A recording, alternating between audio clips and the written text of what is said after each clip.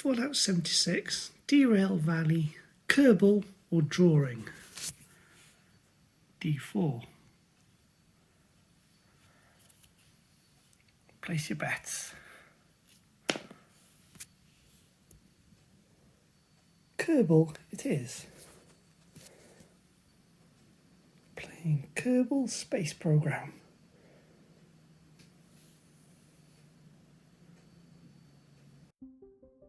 Okay, time for some Kerbal.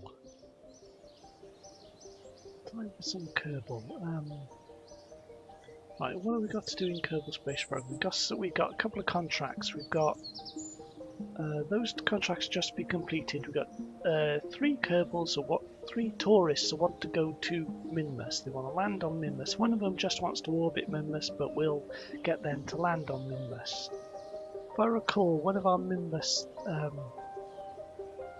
transfer vehicles is in orbit, so we got Gwenvey, Vervig and Kerbal. Because Gwenvey has got a little tick, Gwenvey's around somewhere. It could be in space already. If we go to the astronaut complex assigned, Gwenvey might be here already. Assigned? Available. Assigned.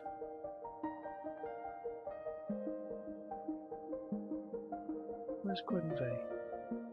I thought this list of assigned used to be longer, didn't it? Have I inadvertently lost Kerbals? Assigned. Available. Gwenvey we're looking for. Tourists. Are they all out?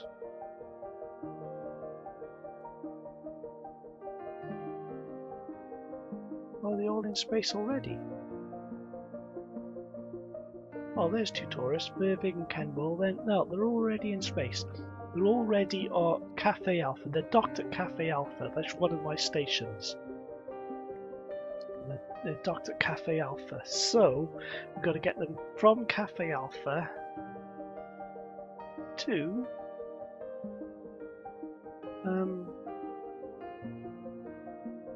Alright, we've got a tug. If I recall, the tug is in orbit. If we take the tug to Cafe Alpha and pick them up and then take them to Minmus, Cafe Alpha should have enough fuel in it to refuel the tug.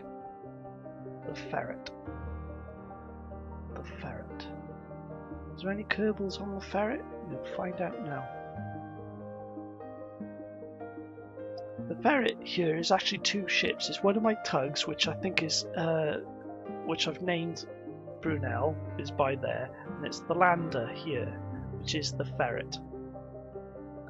There's no Kerbals on there. They're fully autonomous. They can go without any on board. There's a decent amount of fuel already, because I think we brought up something. There's no fuel on the ferret itself. Right, so make sure we're controlling from here. Yeah, I named the landers because they're like the 4 lander legs and the 4 things after mustelids, elongated rodents, So I called it the ferret. That's actually years and years and years old. It's about, I don't know how many years I've been using this lander. Quite a long time. Long before I heard of pirate software. Ferret hospital. Right, where are we? Right, we're looking for Cafe Alpha. The tourists are docked at Cafe Alpha, which is one of the stations. Yeah, I like to keep most of the ships and debris visible so that we know where everything is, and it'll remind us of other things we've got to get rid of. Right, Cafe Alpha's there. We've set it as a target, so that's the target. First of all, if we want to meet it in orbit, we first have to align the inclination, the orbital inclination, with 1 degree difference in inclination. The change in inclination will have a greater effect if we're closest to the apoapsis. Okay, this is the ascending node, so this side is higher than this side, or is towards the north, and this one's towards the south. So we'll have to do a normal. a maneuver. So we click normal because this is automated, so it'll move on its own. We don't have to manually keep it in the right direction and orientation. Can you hear me okay? Do I need to raise the volume of the microphone a little? Maybe I could. There you go. Just one touch. Right, let me mute it so I can blow my nose.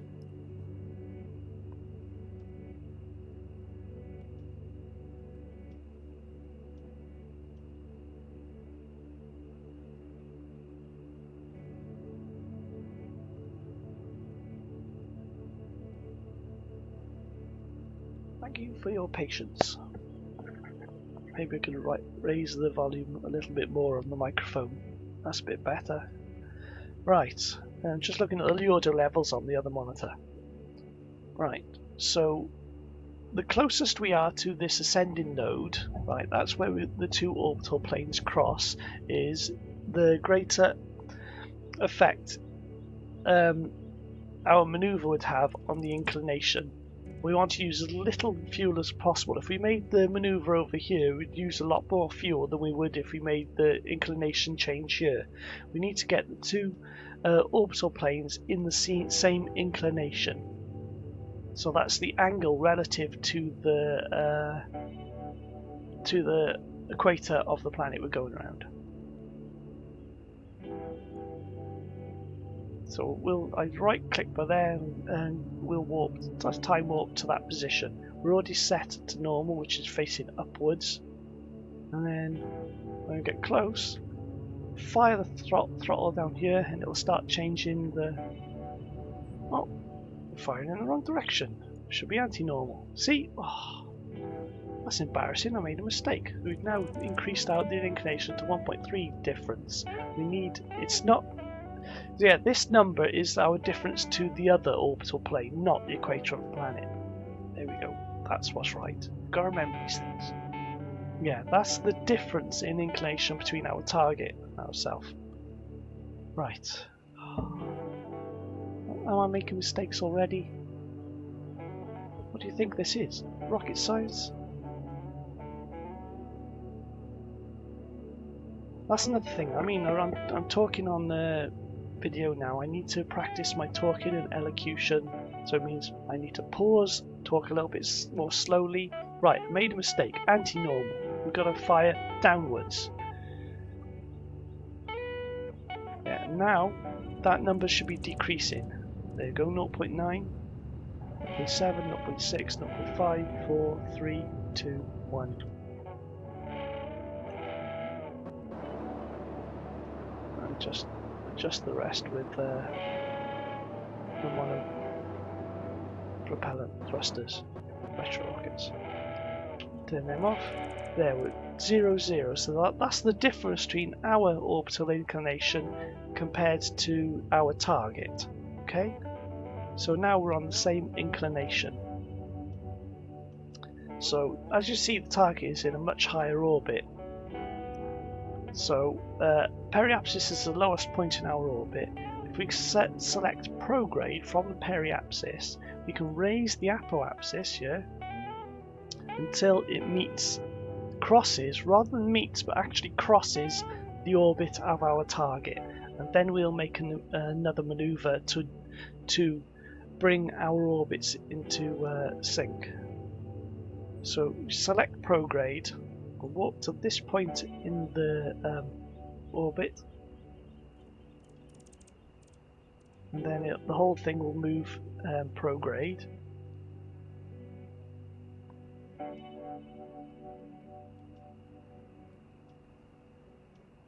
There we go.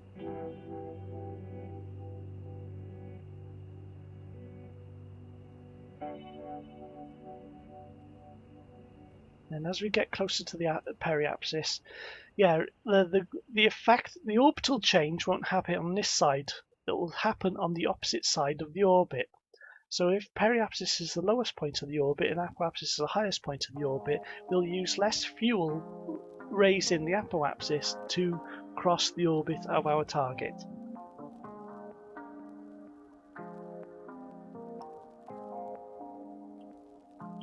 Okay, we'll start firing from here.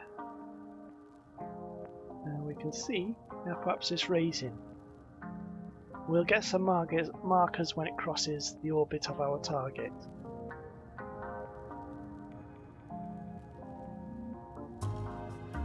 Now I see it's already close to the, we've got this little marker here saying we're close to the orbit. I'd rather have the two markers so we're actually crossing the orbit of our, there we go. So we're crossing at two places, so we know we're actually crossing the orbit, not just close to it. So now I'll do add an orbital maneuver here, and then in a couple further orbits. Yeah, right, that's close there. Decrease, do an adjustment. So on the next orbit from this maneuver, we should pass within 0.2 kilometers, 200 meters, if we do 1 meter per second burn at this point.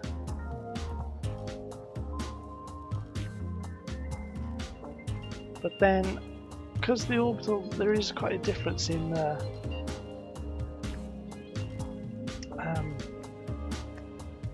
what's the word? What's the word I'm trying to look at? There's quite a difference there.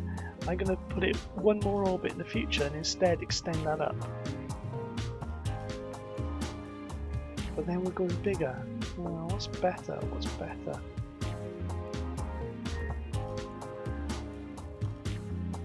Right, now within 0.4. By doing an extra orbit, as you see, our target orbit, the dotted line, is closer. That means when we pass relative close to the our target, we'll actually be at our speeds will be more close together than if I. Shit. There's got to be a better way of explaining this. Got to be a better way of explaining this.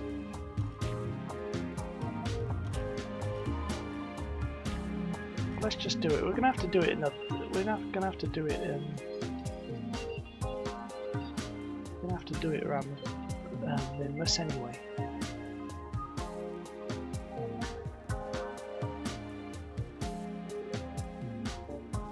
I know what I'm talking about in my head, I think. How long have I been playing Kerbal? A very long time. Right, you've got 42.9 meter per second burn. Do walk to next maneuver. And I'll give us our times down here when we should start doing a burn.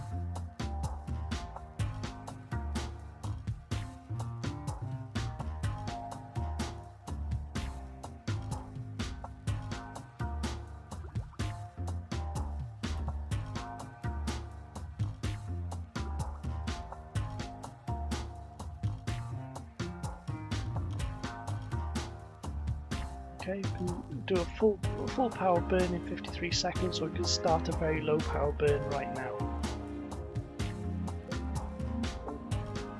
Again, it's going to have more effect the closer we are to the node. So I'll do a little time warp a little bit to move us closer.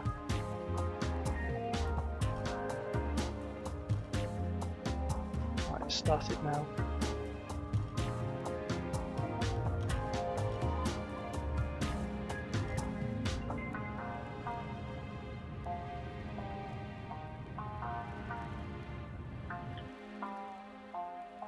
There we go. 2 kilometers difference. I will set. Go back to orbit. Set prograde, and I'll use the RCS to adjust the orbit a little. Just bring that closer. 1 kilometer, 0.8, 800 meters, 400, 300, 200. Like within 200 meters, that's good enough. Turn RCF off.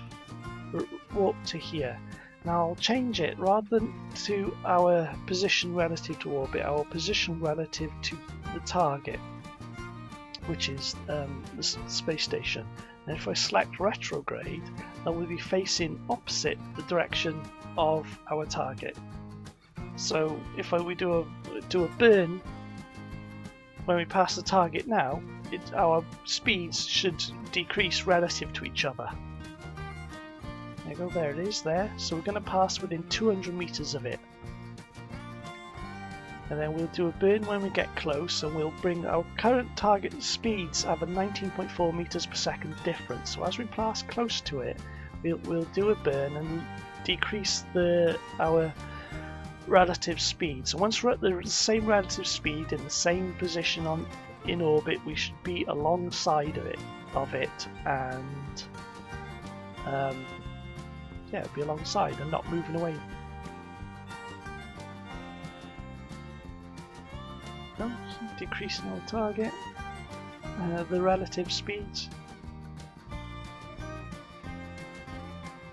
I need more practice explaining this stuff, don't I?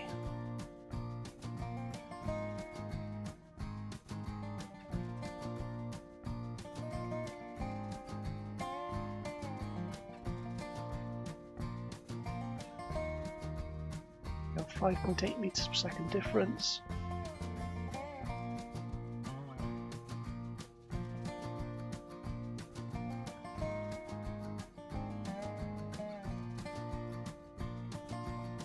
Go. Use the RCS just to correct it a little bit. That'll do. That'll do. Right, what we can do now is head towards it and try and do a docking. Because we know that the tourists are on board there somewhere. There's another lander there. Well, that lander has got is a bigger lander than this one, and it's a bit harder to control. So I think this one's a bit more reliable. So I mean, they're both identical, practically. That one's just got a bunch of storage on it. Right, you can use the RCS to move closer.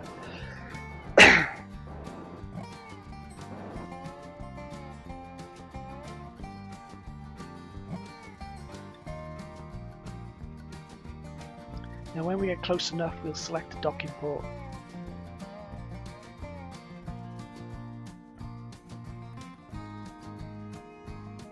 The problem we have right now is this has got a lot of fuel on it, and it's best to have as much as the weight on a space station. It's best to have as much of the weight as possible towards the center.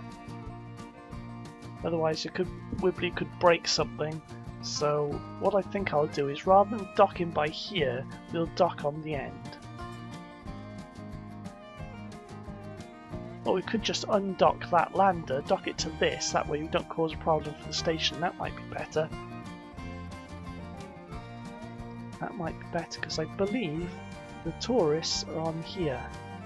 There's none on there. Where are they? Bervig, Gwenvey and Kerbal. That's the three of them, that's the three tourists. Has this got any RCS? It's got a little bit of monopropellant, not a lot. We put some monopropellant in there.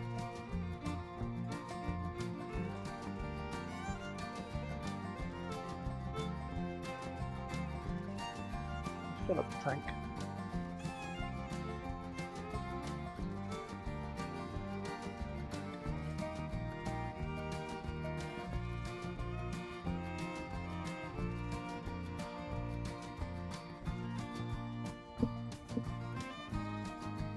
Okay, I'm just moving the monopropellant from up here down here to just balance out the weight a bit. F5, just in case we ever make a mistake. Select back to this one, go R.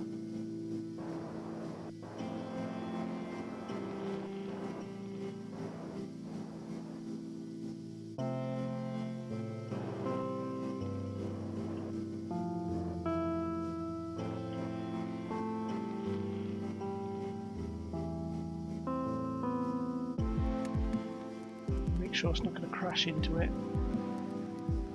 Yeah, it's moving sideways still. Right, go here.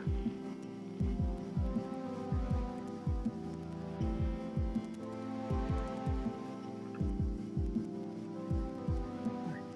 Just take this. Is there any more Kerbals on here? We just have the three tourists. We just have the three tourists.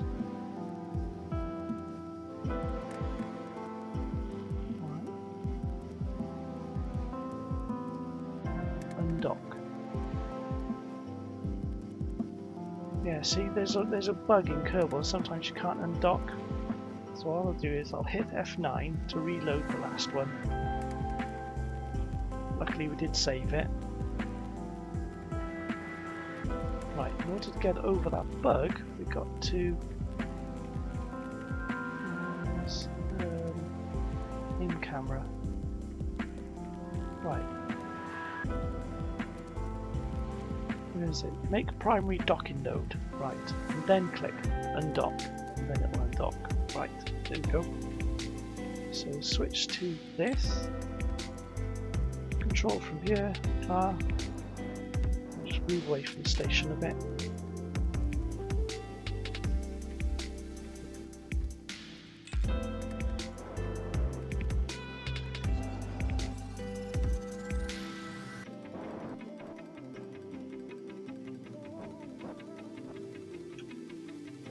Yeah, I'm turning RCS off just so it's not using the RCF, just the RCS just to maintain its position. It saves a bit of fuel. Away from the station so we're not breaking anything, we don't have actually accidentally hit anything. Yes, I've done that before. Like this, we will control from here and select that docking port as a target. And we'll move towards it.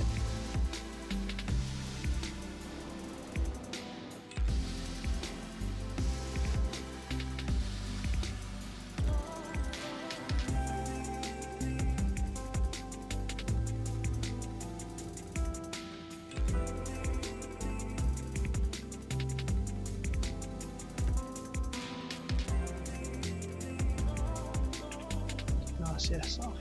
Turn to face our target.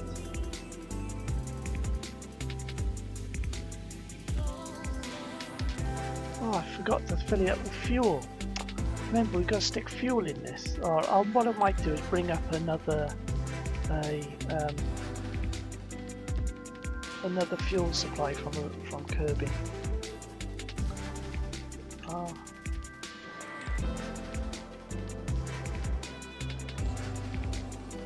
That way you can throw some more inexperienced Kerbals aboard.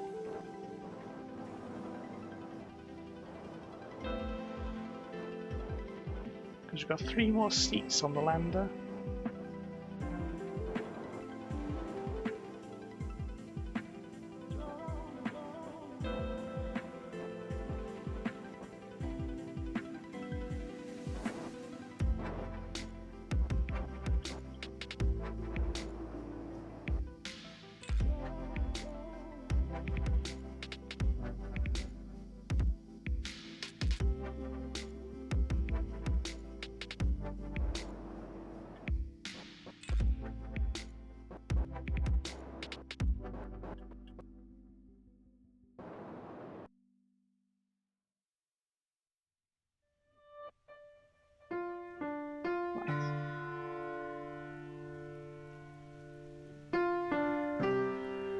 Control from here. Don't want to go too far from the station.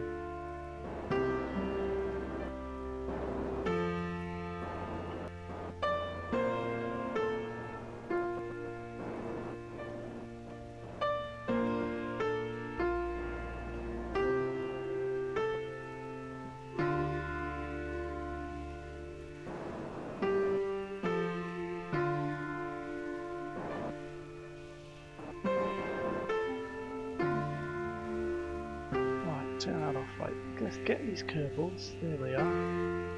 So let's put that there. Get them into that pod there. And we will transfer crew. Transfer that tourist to there. Transfer Vervig next to there. Transfer that. Right, the 3 of them are aboard here. Gwenvey, Vervig and Kerbal. Is there any fuel on this we can transfer? Absolutely none. There's a little bit of monoprop in there.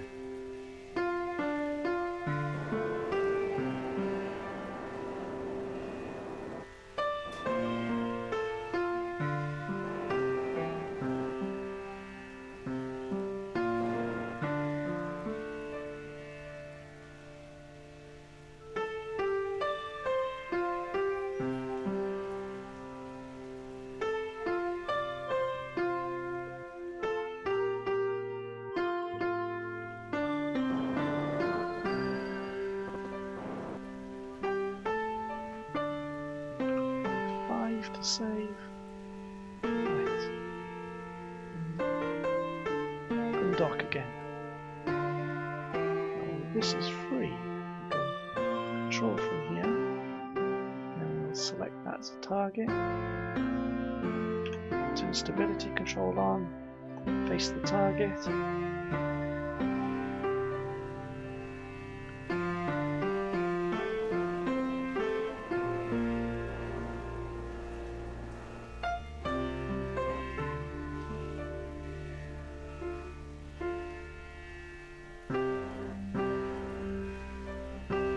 It's just patience really, and going slowly, not going too fast. I'll get them aligned first before moving in.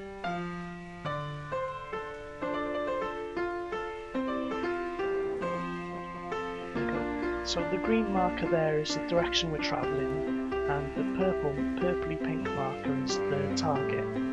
So we get them aligned up, we know we're moving towards the target.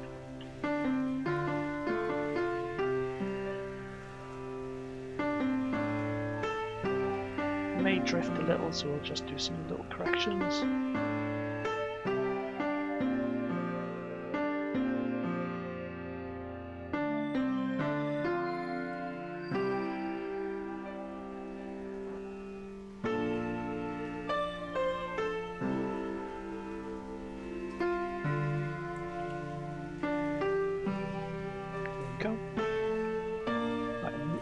They're on there. Now we don't have much fuel on here. I was going to bring fuel from there.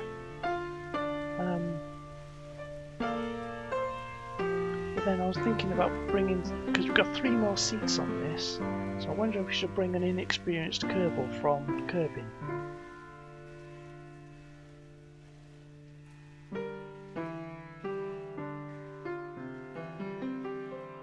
And then we can bring fuel up at the same time.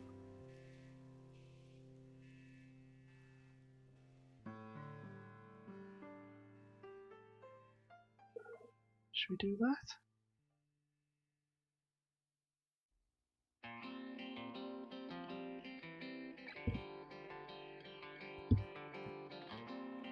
But then I don't know if we brought a vehicle up from Kerbin, would we have enough fuel aboard to fill all the tanks on this? I'm not sure.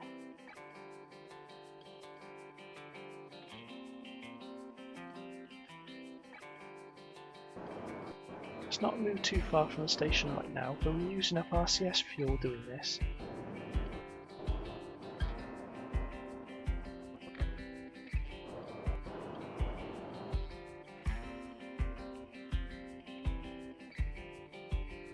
Where is fuel aboard here? There's no fuel in there. There's fuel there. There's fuel there. So we could put that into here.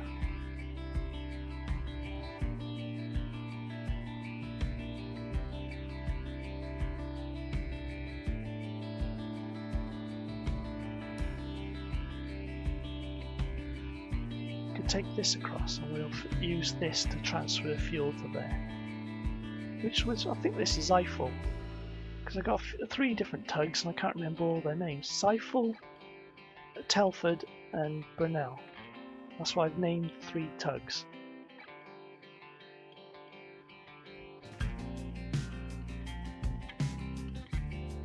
F5 for safety. Then right click here, undock. Yeah, it's not worked again, is it? Alright, so you've got to make a primary docking port and then undock. Right. Make sure it's got fuel in it. Yeah, it does. Oh, yeah, we moved a bunch of the monoprop out of here, didn't we? Let's move some monoprop back.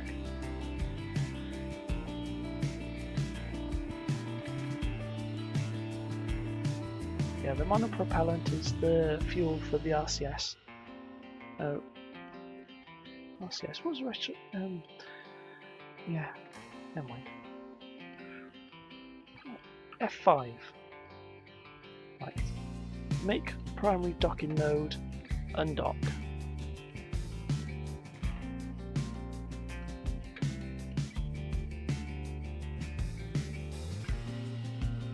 Heading towards the panels, we don't, and the it's called?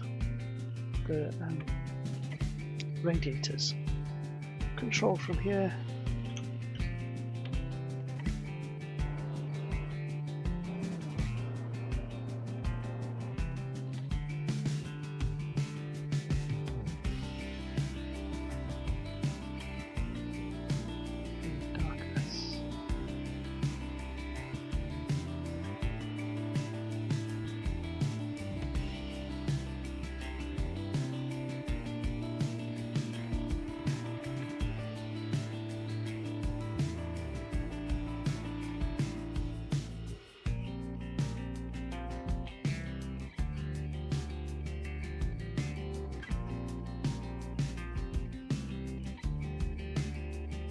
Alpha.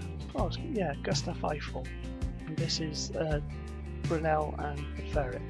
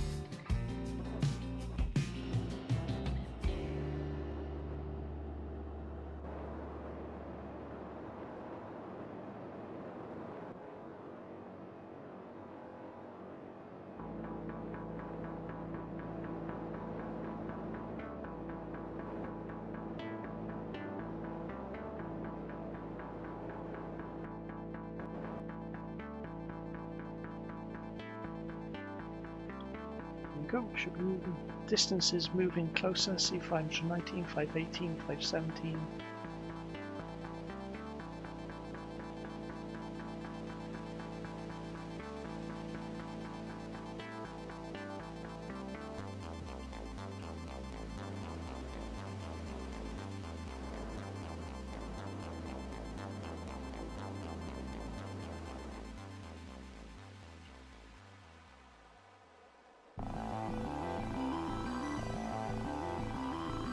So easy to accidentally use time warp too far.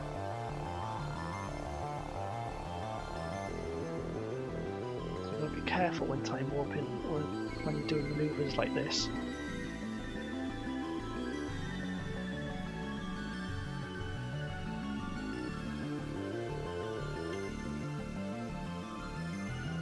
Slow down to less than 0.3 meters per second difference, I think.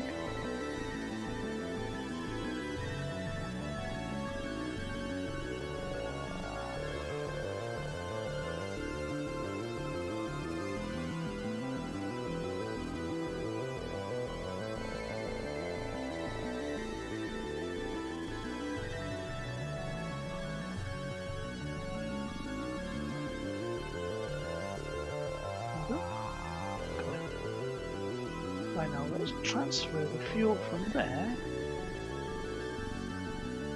into all these tanks.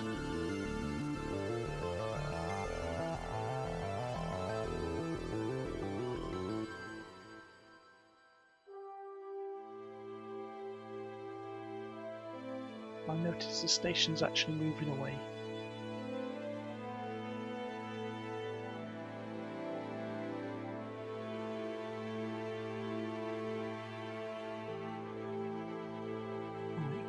Control from here. And try and use the RCS to move a little bit closer to the station.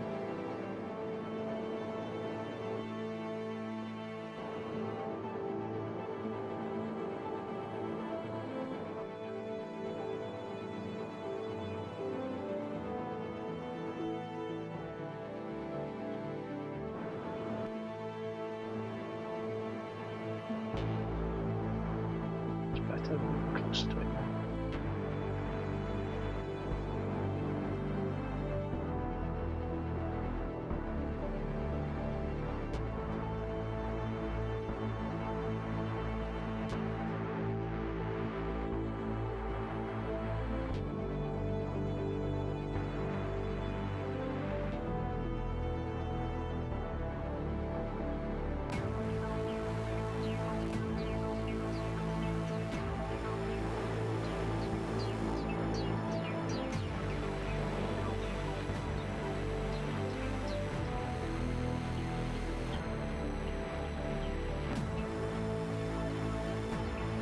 Do you think we can fill up all the tanks on the ferret?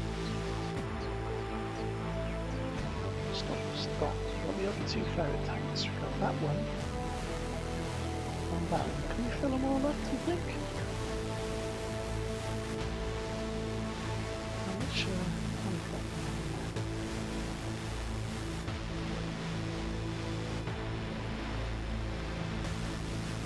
Yeah, we might do. Might fill them all up.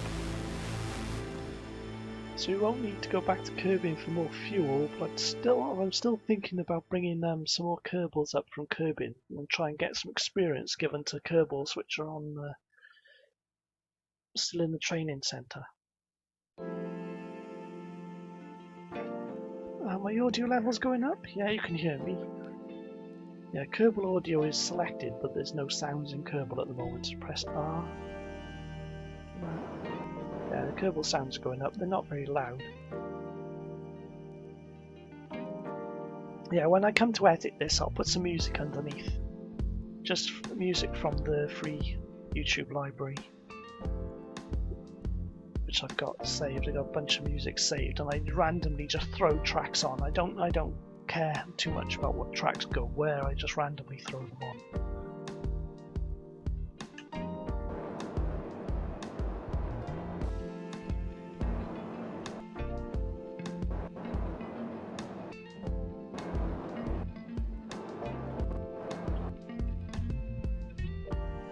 Throw a bit of monoprop on there, don't need to use all of it.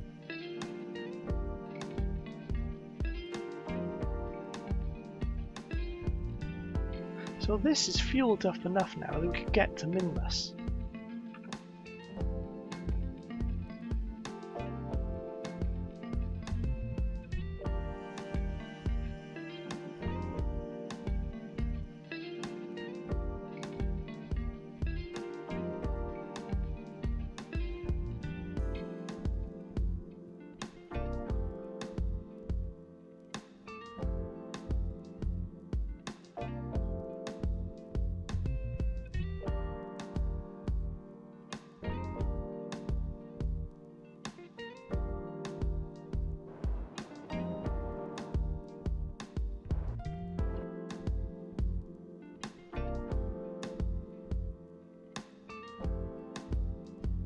I'm just concentrating now.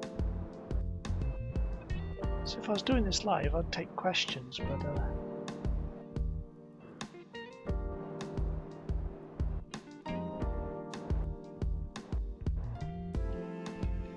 sets target.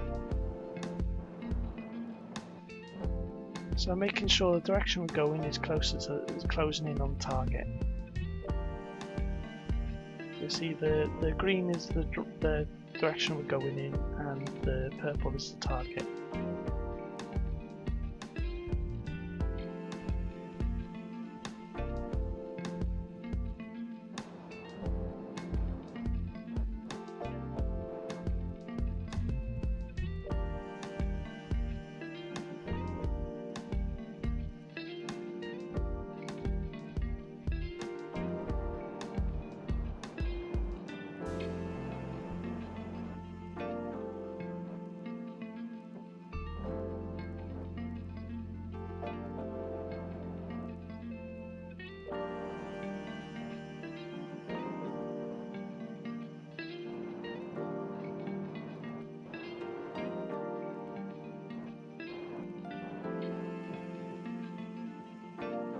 Slow down a bit so we don't hit it too fast. I believe the recommended is under 0.3, isn't it? 30 centimeters per second.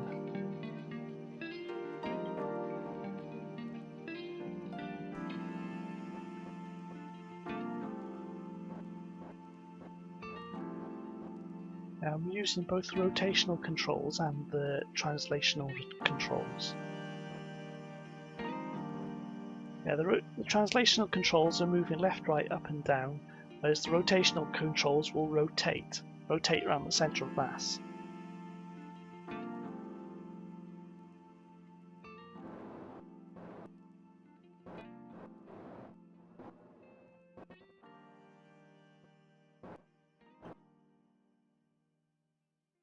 go. All done. In order to get the mass closest to the centre, we will take the rest of the fuel out of there.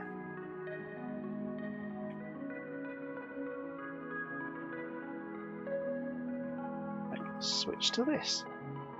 Right, we no longer need to be station keeping with Cafe Alpha, so we'll move away for a bit. Select prograde and then move away a bit. Just do a little bit of moving away. Yeah, shall we bring more Kerbals up from Kerbin and try and give some inexperienced Kerbals some experience by taking them to Minmus?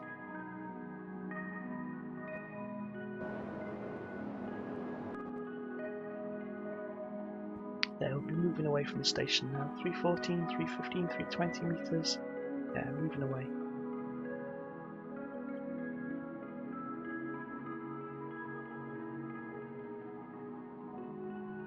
So this has just got 3 tourists aboard.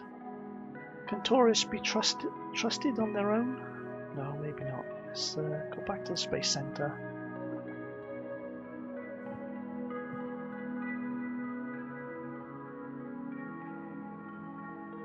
Come on, load, load, load. Right, go back to the VAB, Vehicle Assembly Building. I think our standard Kerbal taxi thing should be loaded, should be default. Open. There we go. There's the Kerbal taxi. Crew deorbiter, that's what I've called it. It's not the best design, but it does the job. It's got 5 seats. It's got some storage in it, and it's got some fins for at least some control on the way back, on the re-entry. Right, let's bring some Kerbal. Get the experienced Kerbals out. We don't want them in the seats. So inexperienced are usually at the lowest point. Right. Orbit around Minmus. Right. Nelny hasn't landed on Minmus. Silan has. See, none of these have landed on Minmus. They've orbited of it, but there you go. Dresky has landed on Minmus. These 3 haven't. So one of them's only just done an orbit around Kerbin. So we'll take those 3, they're our least experienced Kerbals, and we'll take them to Minmus with us. Okay, is there anything else we need to throw aboard? Is there any cargo we can chuck on?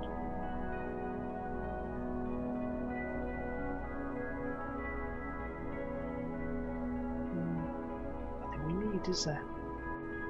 There's nothing we need. What are these Kerbals anyway? Right, one's a pilot, one's a scientist, and the other is a pilot. No engineers. I always like to have an engineer aboard, just in case.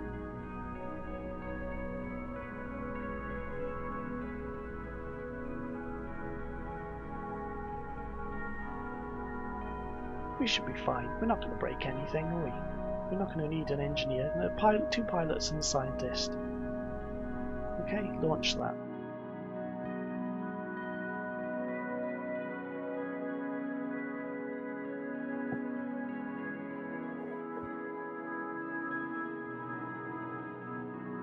We're not going to break anything. At least I hope we're not going to break anything. Yeah, I'm not concentrating on my talking, on my speech enough, am I? Got to have exaggerated mouth movements, talk a bit slower, add pauses. Right. Stability assist, bring the throttle down, because the initial part of the launch, and my strategy for launching stuff into orbit, I use the solid rockets. I mean, I do know how to do asparagus staging, but I prefer the solids. Maybe we'll make a newer version of this at some point with asparagus staging. F5 to save, just in case anything goes wrong. Right, throttles down. Launch. Right, start turning. We're just doing a tiny bit of turning as we get off the pad. Right. The solids will just take us for the initial part of the climb out, and then we'll start the liquid engines as we get higher in altitude.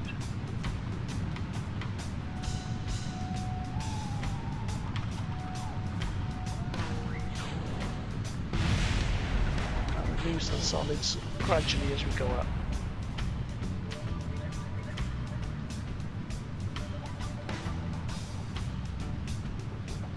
Set this down here so we can see apoapsis. This has to go over 70,000.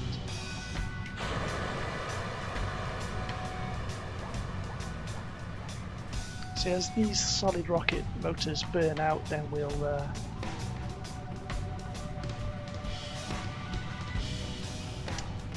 start the liquid, the main core.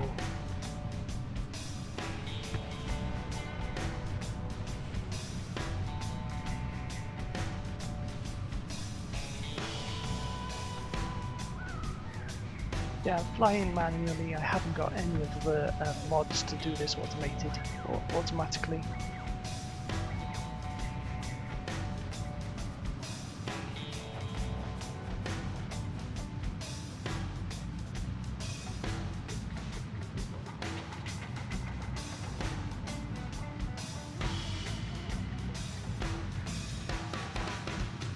Start the liquids now.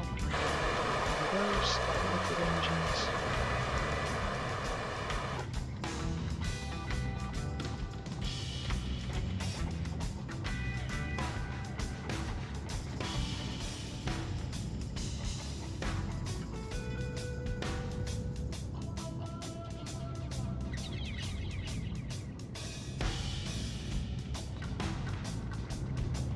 So I believe these vector engines are equivalent to the RS-25 Space Shuttle main engines, aren't they? So two, just two, that's all we need.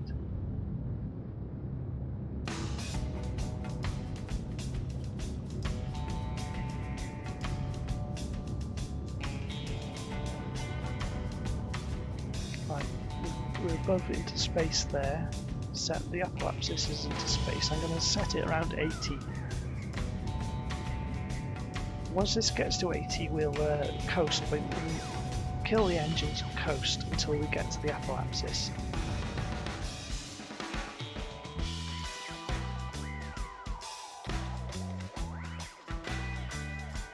Now when we reach apoapsis, we'll start the main engines again and bring the periapsis up and bring us into orbit. Circularize and bring us into orbit. Kerbal seem happy, not too distressed.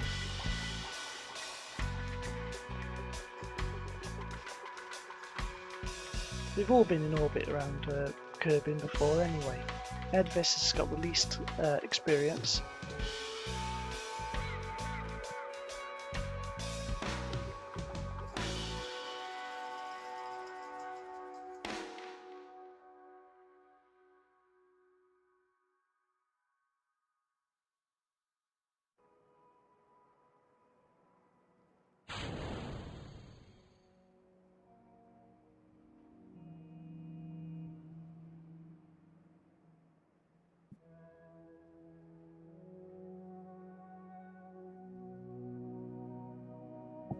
Like when we reach apoapsis, we'll set the light the engines again and bring us into orbit. Because we've got the periapsis is still underground at the moment.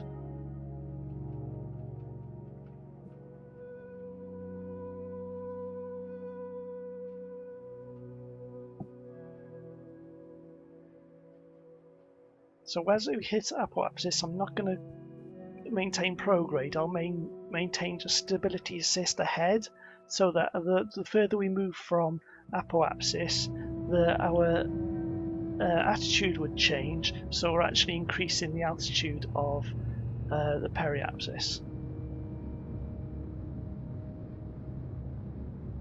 There you go, periapsis in orbit. Once it's over 70, we're in orbit. There you go. Brilliant. That'll do. 84, 81, that's good enough. Right, we can ditch the booster stage. I've designed the booster stage so there's enough fuel left in it that we can bring it back. And we can bring it back to the launch site. It doesn't land. I land it by parachutes, but it's good enough. May not be as ambitious as landing on the engines like other people do, but it's good enough and does the job. As long as it gets back to the landing site, the launch site, that's all that matters.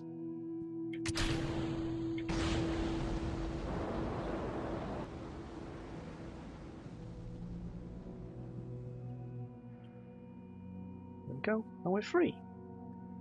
Bring the panels out. This should be full of fuel. So there's loads of fuel in there. Monoprop, not a full complement of monoprop, but enough. And panels. We can take this to the station. We transfer the Kerbals to the ferret and take them out to Minmus now. So like we did before, we got to find the ferret in orbit, match the inclination, and then match the orbits. Where is it? It shouldn't have moved too far from the station.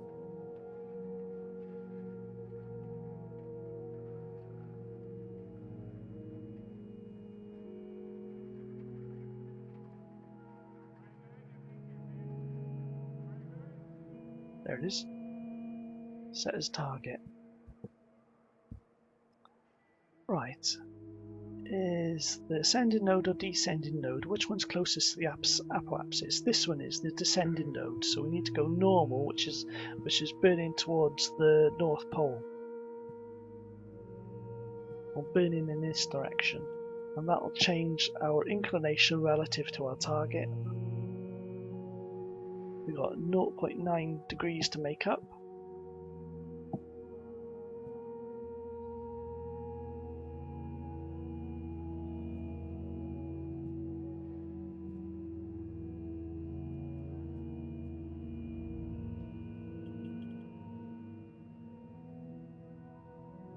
.8, 1.7, 6, 5, 4, 3, 2. I'm slowing down the throttle so we're using less fuel, because it has more effect closest we are to the node.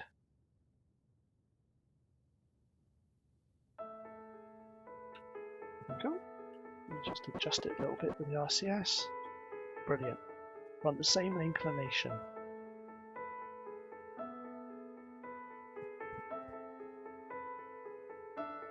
Right. So we select prograde. Where's the launch stage? The launch stage is by there. We're moving away from it. Select prograde. Move to this point. And then we'll do a prograde burn to raise our orbit. Raise the apoapsis to meet our target. My mouse pad is falling off the desk.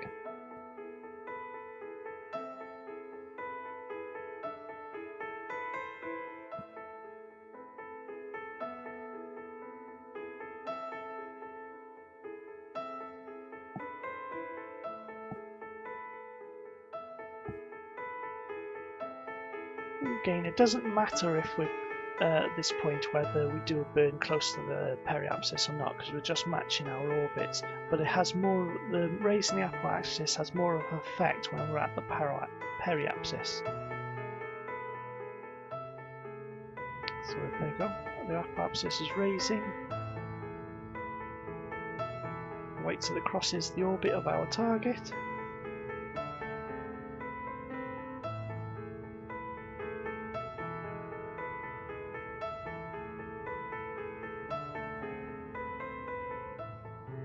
Go. And we'll select a maneuver node by here. A couple of orbits in the future. There we go, so it passed. And then raise the periapsis to meet. So if we do this maneuver, we'll be within 0.2 kilometers of our target. Okay. Use this button here to face us in the direction of the maneuver node, the maneuver we need to make.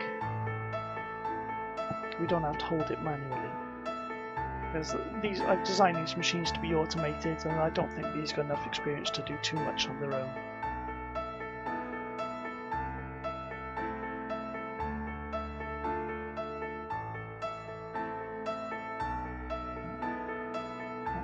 Walk to next maneuver.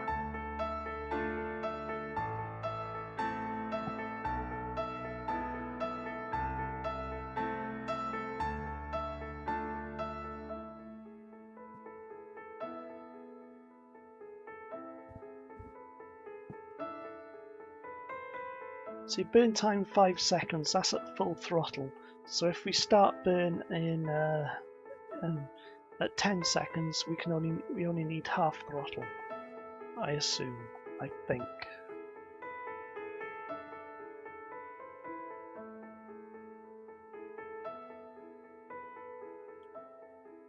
Okay, let's start it there early.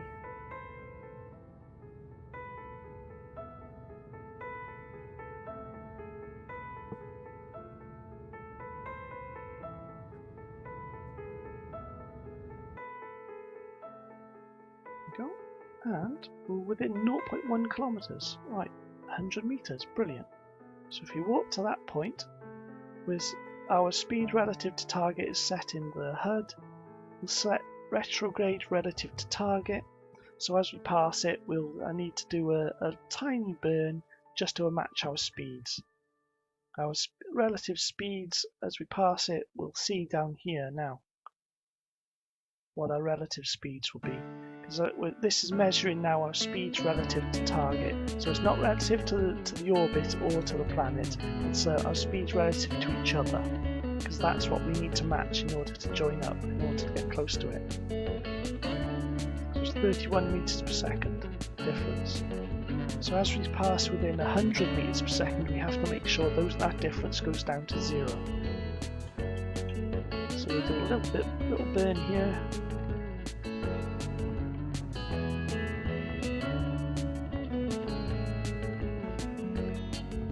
So as we get around 100 meters per second, 100 meters difference, I mean, there we go, 6, 2, 1, I'll do. Brilliant. So our relative speed now is 10 centimeters per second. Turn to face it and then we start maneuvering in.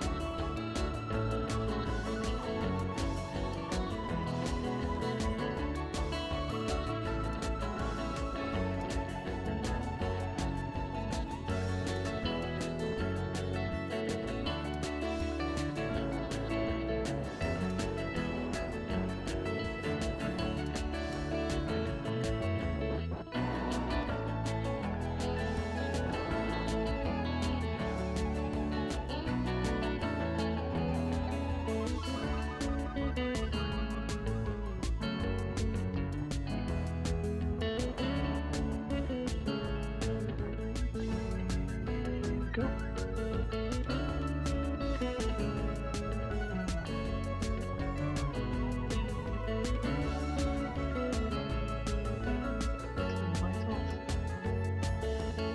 Right, let's transfer, press F5 to save. Do the trick. Right, let's transfer these Kerbals. Which pod? I think there's none in that one, is there? Because all the tourists are in that one. Like this. Now Silla. Right, like this can go there. can go there too. And Shilan can go there too. All aboard. There's fuel in here, there's fuel in here. You could leave this in orbit to bring them back, but I usually forget about it, don't I? Let's transfer some monoprops and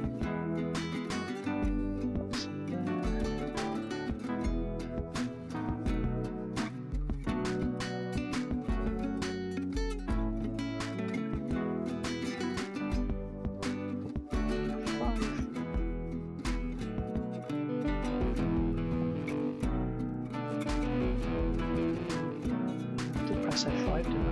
Yeah. There's no Kerbal from there.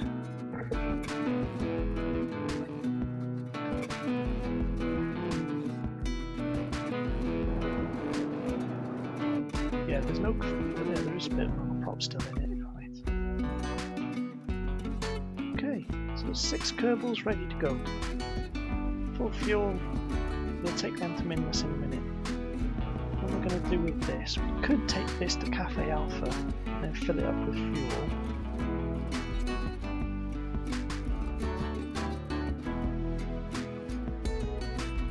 Got a few stations up here. There's the other big station. The other big station is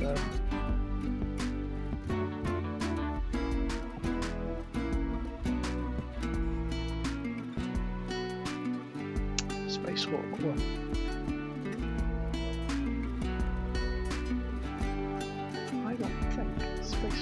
I think Spacewalk 1's got loads of fuel in it already.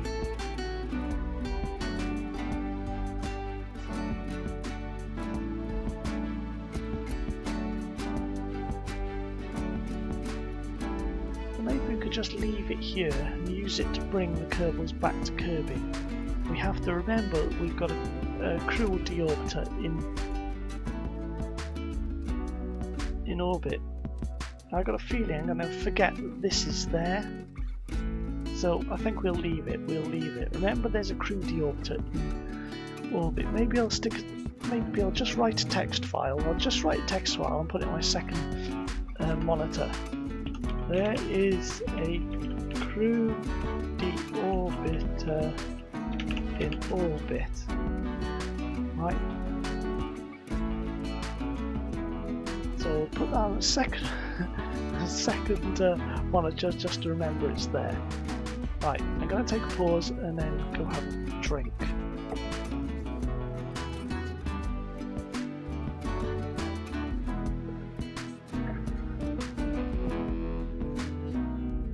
Right, okay, we're back after a quick break. I've had a drink. I've given my cat a lecky licks. There's a crew deorbiter in orbit. Why have I written that now? I don't know, we'll remember when we come to it. Right, let's go back to here.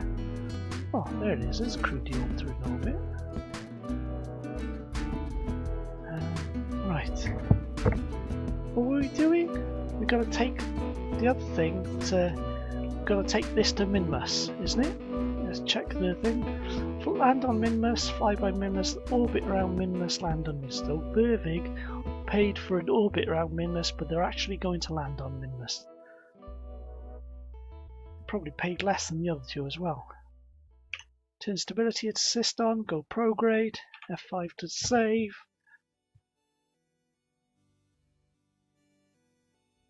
Make sure that we're controlling from here. I think go to the map view. Right. So there's Minmus. We'll select Minmus as a target. The descending node is closest to the apoapsis, so we'll do an inclination change first, so 6.7 degrees.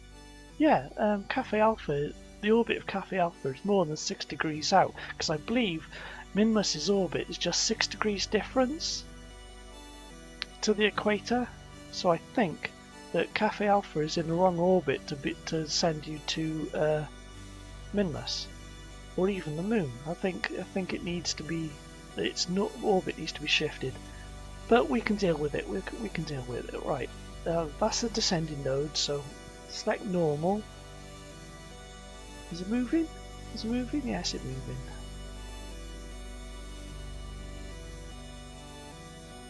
Got 6 Kerbals aboard. We'll do a save here. I'll do a hard save.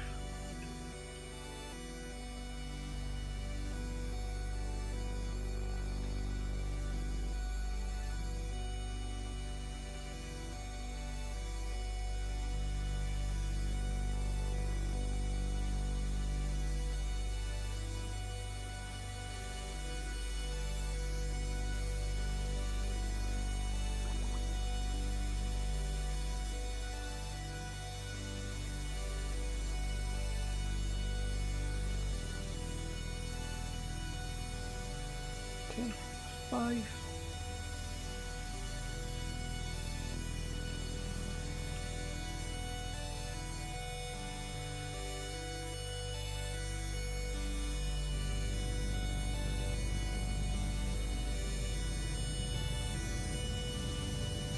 Might have to do a few orbits to change.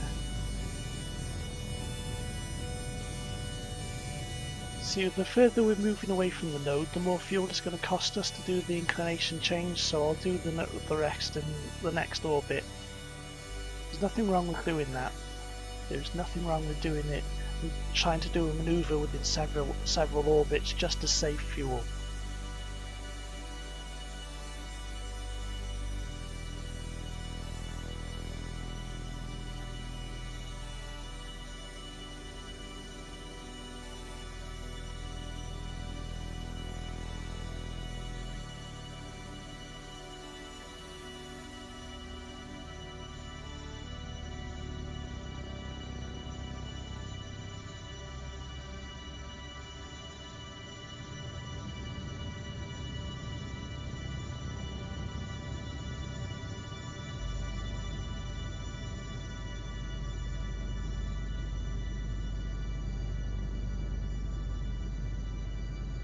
Now I'll do a bit more on the next orbit.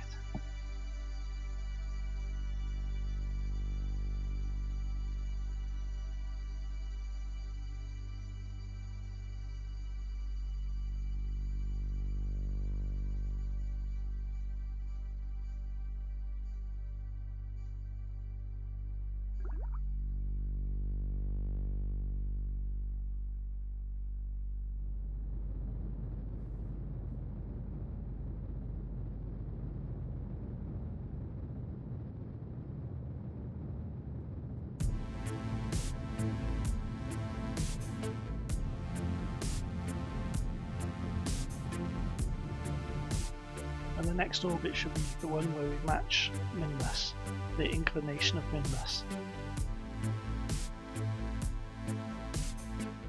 Of course, it's always possible we're doing something wrong, or we've made a mistake, or something goes wrong.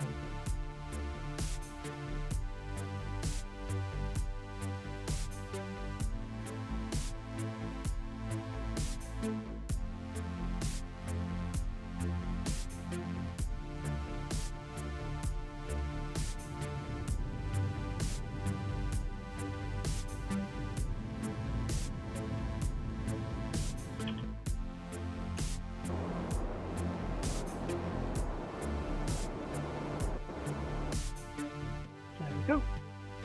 So we're on the same inclination as Minmus, so it goes across there. So where's Minmus at the moment? Minmus is right. So we set a maneuver node, so we want orbit in the future.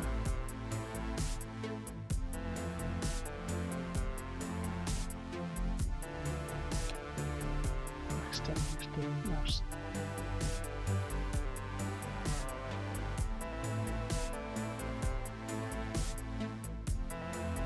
Too far.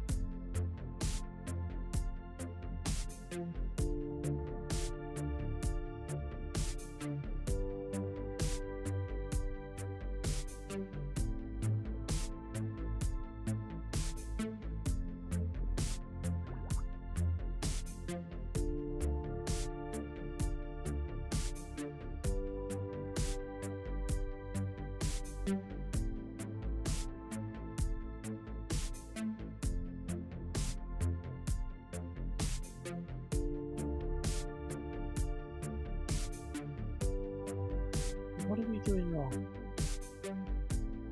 What are we doing wrong?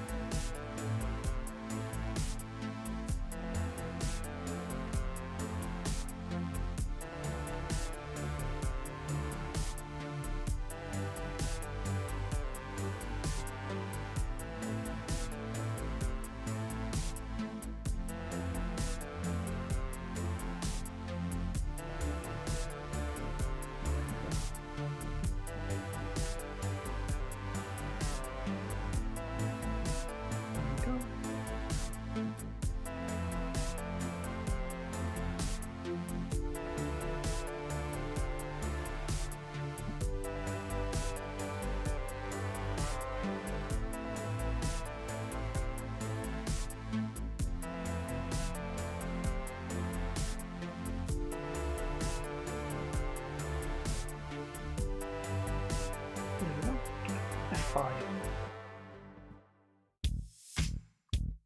Change direction of the maneuver.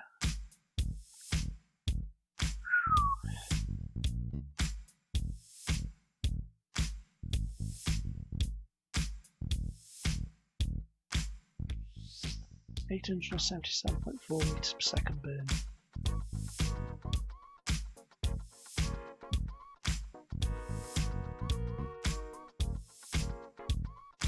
Okay. Walk to next maneuver.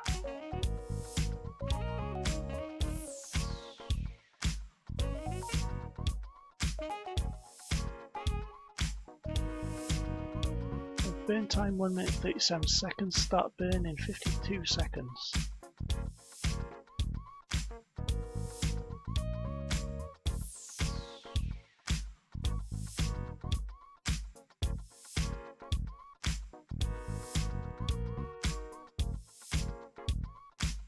So I'll hit Z and get down to about 5 seconds. Start burning 5 seconds.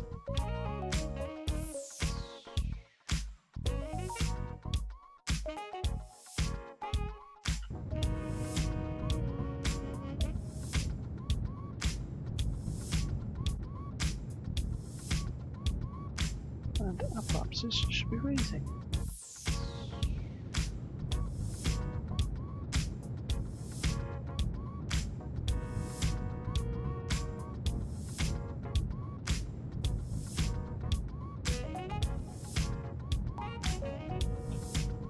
And off we go.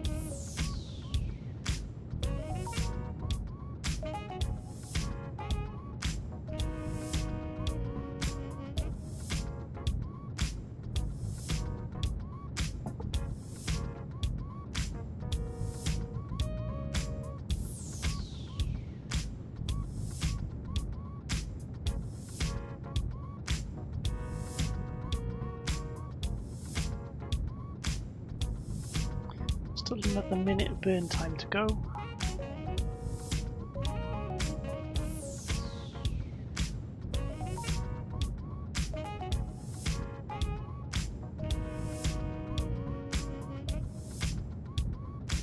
I just realised something. I didn't change the frame rate. We're still recording at 20 frames per second. I'll have to alter that.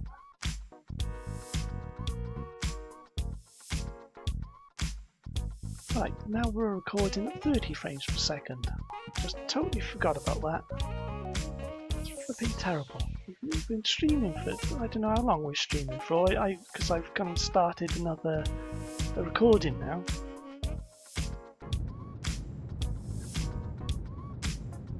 see, I've got to check everything before I start recording.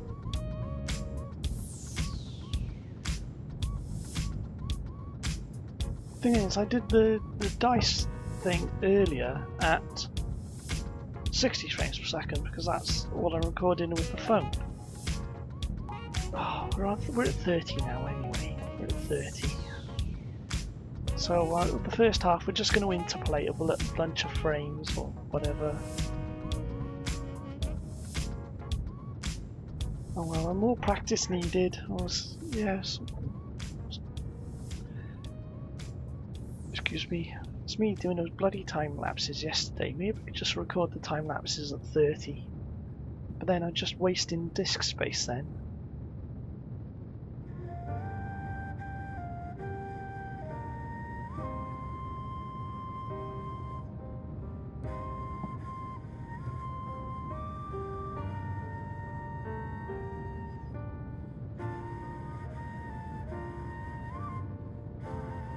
So this should be at 30 frames per second. Yes, I can see it now. It says 30 frames per second in the corner. I should have bloody looked at that. I should have checked it.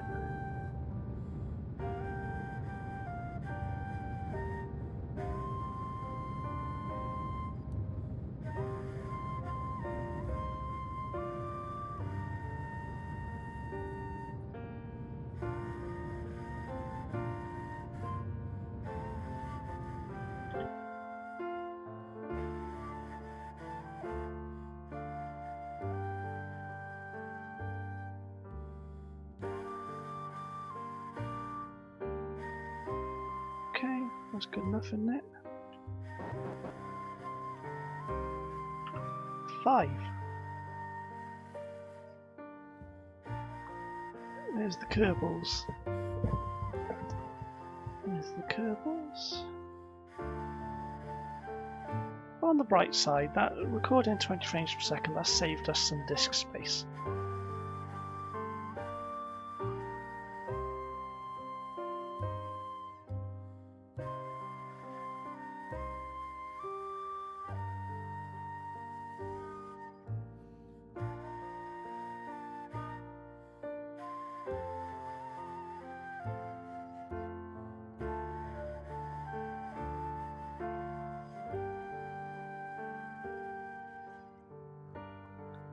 Set retrograde. So once we cross into the sphere of influence of Minmus, then we'll set retrograde. So we'll go retrograde. So when we hit this periapsis here, which is the closest point to Minmus, we'll do a retrograde burn and circularize around Minmus. So we're maneuvering to the right direction.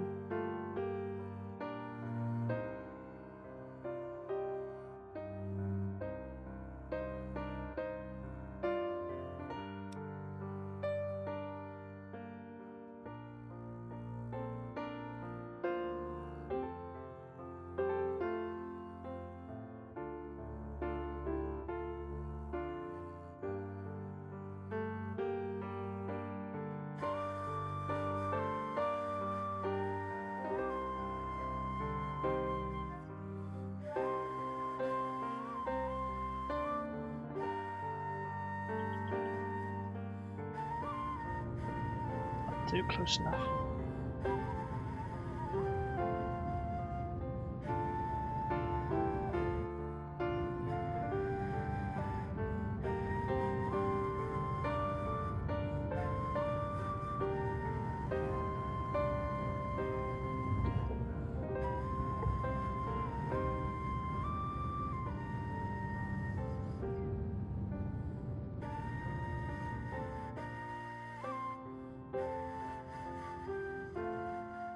Go. In orbit of Minmus. Right.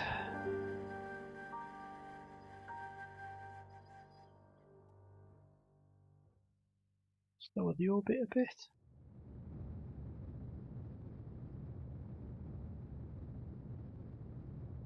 Take about 10,000, so we're really close.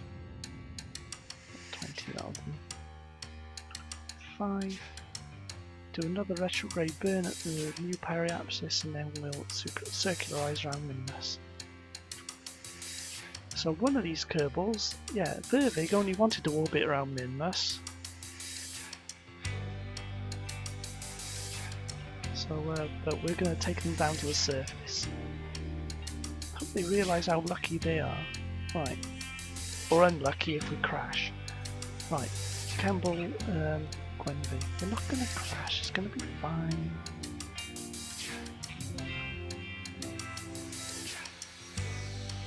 Don't jinx anything now.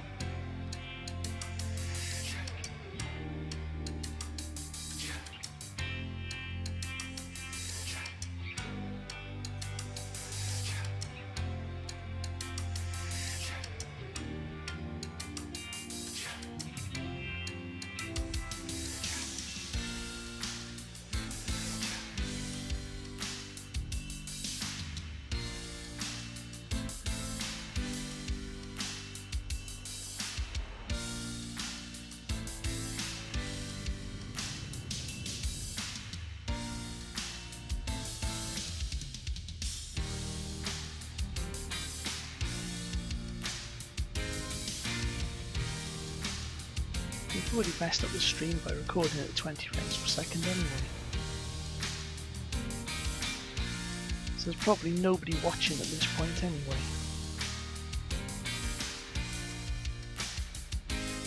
Right.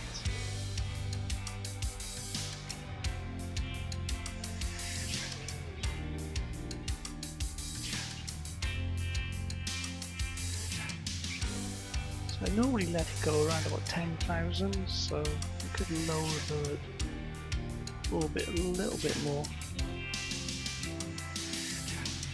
15, that'll do.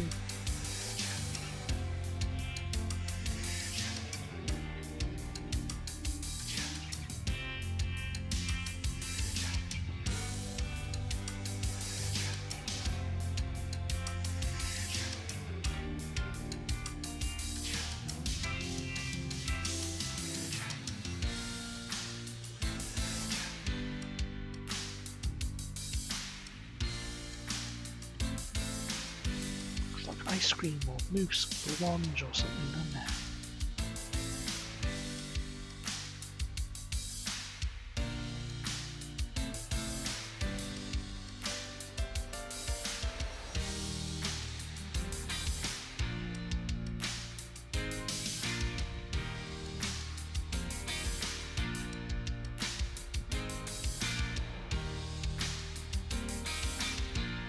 I'll do 5. Okay, all the Kerbals are in there. Got fuel in here. Got a little bit of monopop. We got no monopop. What's the no monopop? Stick a bunch of monopop in here.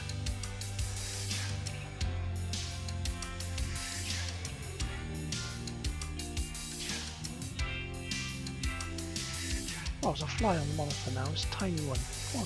Come on, bugger off. Put too much monopop in.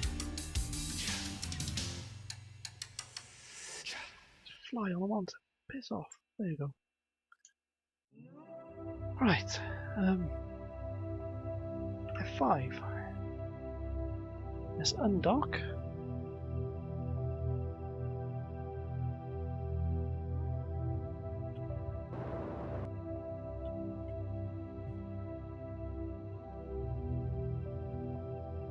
Start our descent towards Minmus. We'll try. We've got a landing site. I think it's by there. And we'll try and. Oh no, it's not. It's somewhere else. It's on the other side. We'll try and aim for one of the flat bits.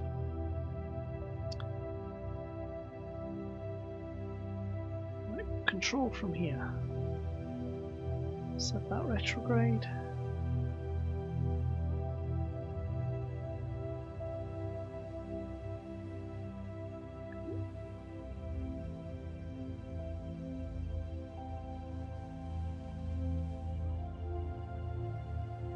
Start the engines up. Gimbal free. Activate engine. Gimbal free. Activate engine. Gimbal free. Activate engine. Activate engine. Gimbal free. Right. Give them a wiggle.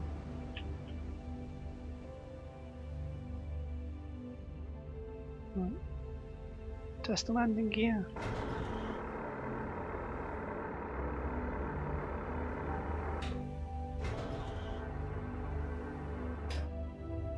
F5 to save.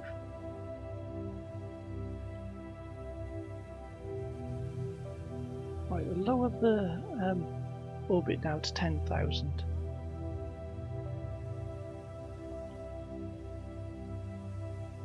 The engine's going, see the engine's going. Because I think the highest point on Minmus is about 7,000, isn't it? 7,700 if I recall. Or was it 5,500 for Minmus and then 7,700 for the moon? Don't remember, don't recall exactly.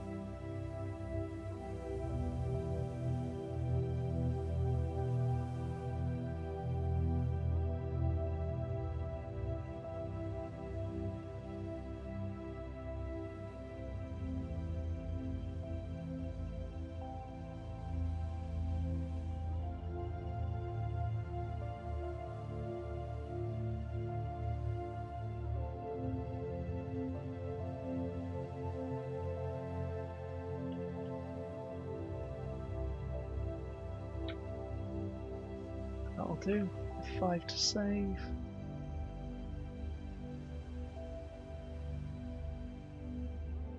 Now, should we aim for the landing spot or just aim for there? Because I haven't been to that bit.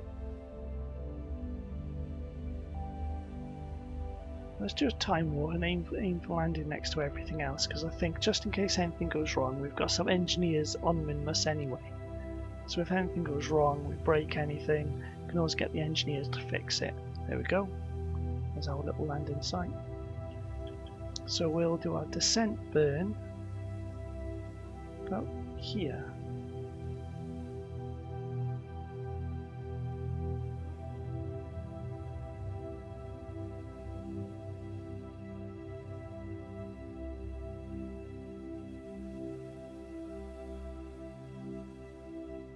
Right.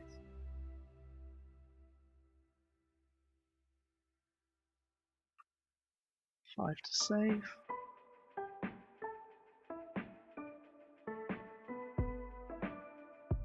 Get the perhaps just the orbit going into the planet round about there. Right, and then we'll do a anti-normal burn to bring the inclination down. It could have been done in one burn, bringing the orbit down and the inclination, but I didn't want to complicate things. So we do an anti-normal burn, we'll bring the inclination down to get as close to our landing areas as possible.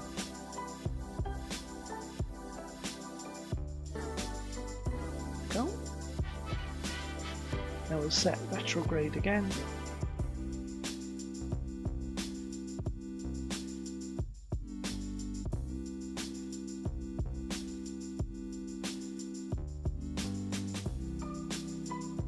Right, don't press quick save now, just in case anything goes wrong. We're stuck in a descending position towards Minmus.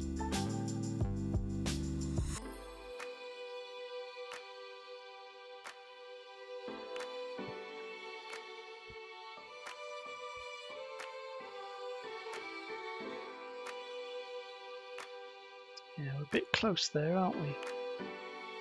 Can we get over it? A bit close to that peak.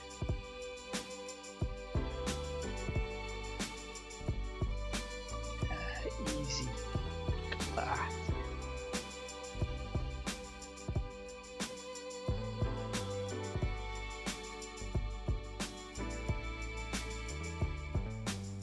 So we could do a bit of a anti-burn from this direction again. Oh no, where's stability? We're going all out of control. Come on, come on. There we go. Calm down. There we go. Get back into control. Oh, I know why, because we still got retrograde on. Right, there you go. Go like that. There you go. We're there. We'll bring the inclination down a little bit more.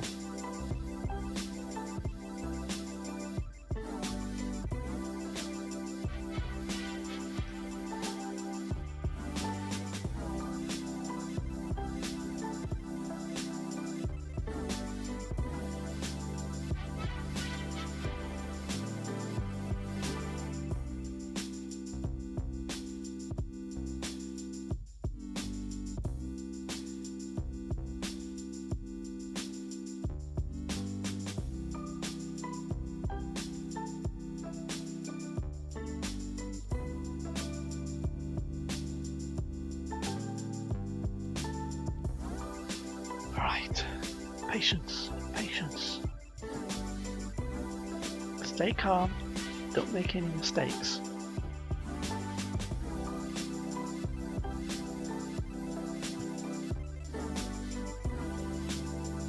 The Kerbals seem happy anyway. Yeah, they all seem happy.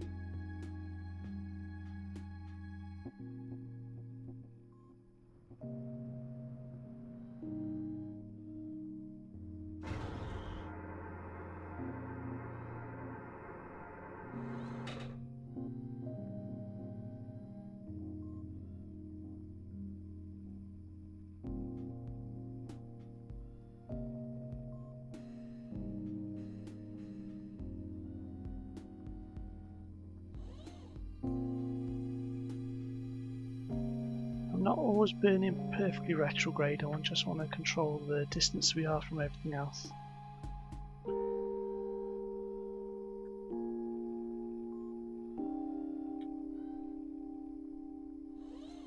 Under 3 meters per second, please. Yeah. And we're down. There we go. Don't touch the throttle. Brilliant. Right. So everything is done. All the tourists are happy. They've achieved what they wanted to achieve, and Vervig is lucky he's got everything. And there's still a fly on my monitor. Get away, will you? It's a tiny, tiny little fly, and if I touch it, it's just gonna. I don't want to hurt it. I just want it off my monitor. I momentarily turn my lamp on because my lamp is off beside me, and it flies away towards the lamp, and then I turn it off because I don't want the lamp on, and it, flies. Who wants to go onto the surface? Right. Edvis had the least experience, so he can go on the surface. EVA. There he is. Hello, Edvis. No. You come in. Boop. Yes, he's got a parachute on Minmus.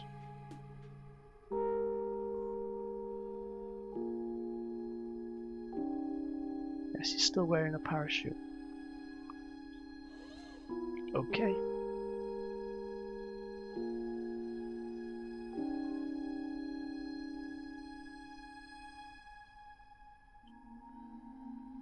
lights. So I got a drilling rig there, and I got another drilling rig over somewhat there. That one's orbit capable, and I've got a Minmus crane, and I've got a little space station, a little Minmus base there, and there's a little rover, and a bunch of flags. I'm sick of all the flags, so I'm not going to place another flag.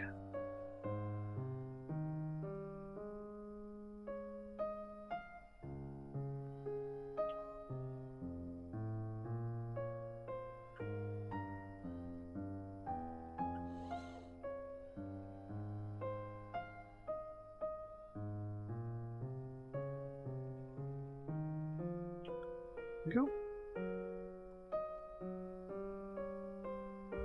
There we go. F5. Right, ready to go back. We've got the Kerbals are all satisfied. I mean, can we get any science? There's no science to collect.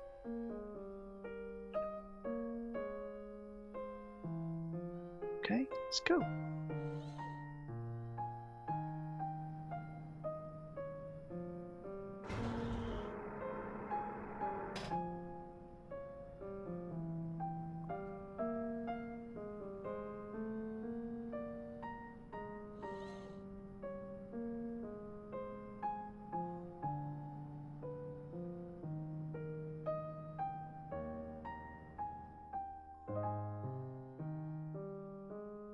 I'm looking at the apoapsis down here. Make sure I get it around about 10, and then we'll just coast upwards.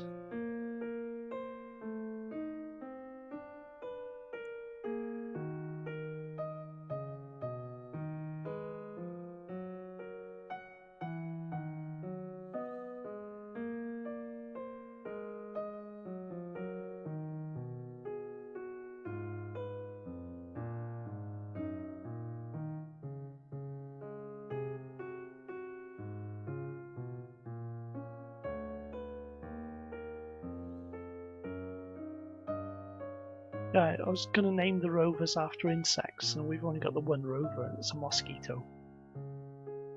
So the landers are named after mustelids, the tugs are named after engineers, and the bases, the actual bases, which is down there somewhere, which can't.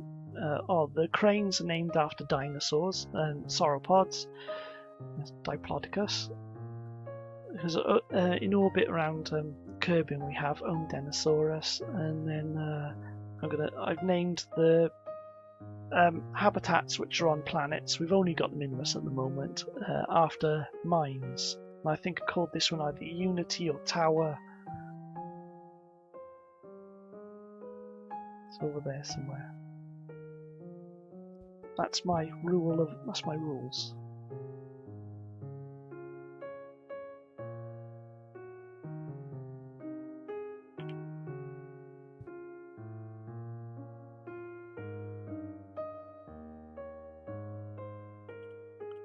Okay, ready to do our orbit burn as we hit the apoapsis.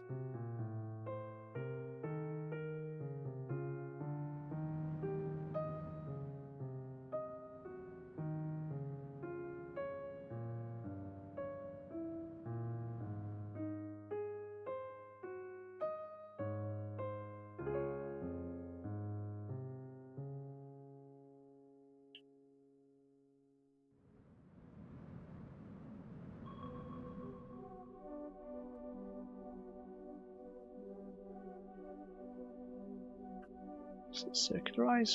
There we go. Good enough. We're in orbit around Minmus. Right. The next thing is finding the tug, which is Brunel, I believe. There we go. I haven't got names for. I got this Tuglander, which the Tuglander is interesting because I can couple the tugs to the lander, and it can land on Minmus and refuel the tugs on Minmus. I haven't got a name for those. What could we name the Tuglanders? Has anyone got any ideas?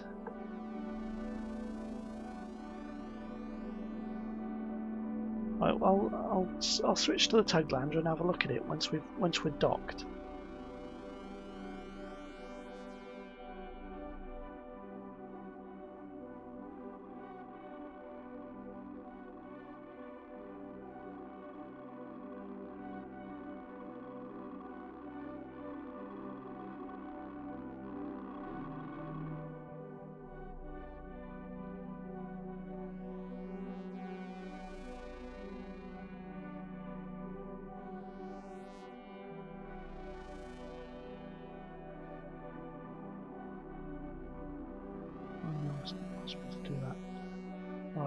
we'll change the inclination first.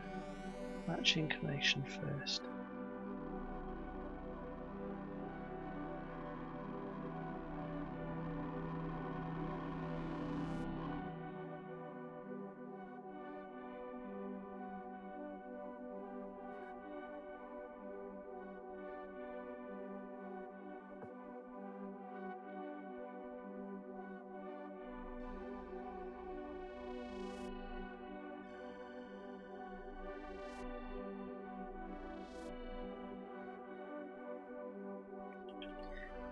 Match inclination.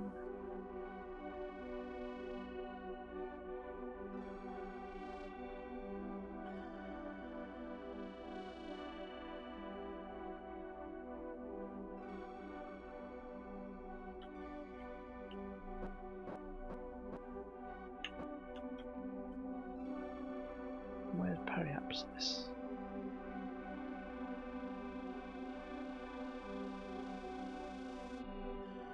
Then we'll raise the apoapsis to meet the orbit of our target. Plenty of fuel. It's always nice to have excess fuel.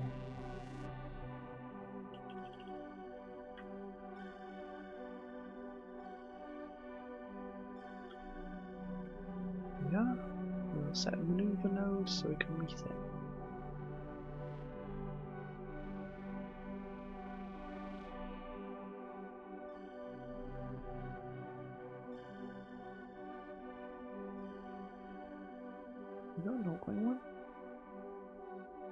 So in the next, after performing this maneuver, it's only a 1.5 meter per second burn. On the next orbit, we'll be within 100 meters of the tug.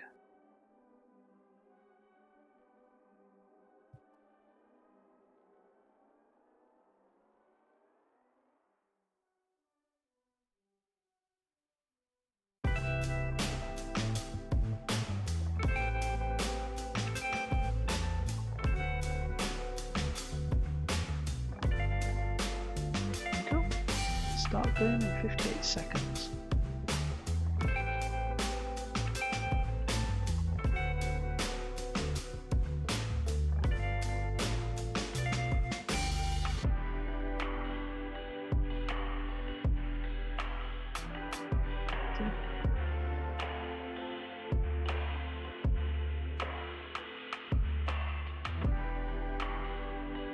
Just use the RCS to just tweak. We've got 100 meters. So we go there, go up here, set our HUD relative to target, set retrograde relative to target, and we should be passing within 100 meters of the target. There we go. And we've got 2 meters per second difference in orbital velocity. So that's not a lot to make up. Then we'll transfer the fuel from the ferret back to the tug, and the tug will take us back to Kirby. Then we've hopefully got enough fuel to meet up with that deorbiter, the crew deorbiter, which I think the note which I got on the other monitor, it says there is a crew deorbiter in orbit. So we'll meet up with that deorbiter and then bring the tourists back, and hopefully the tourists have paid their cash.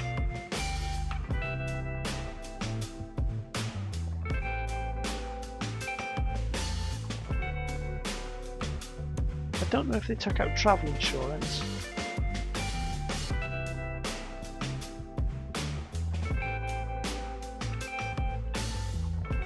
Right, that's that.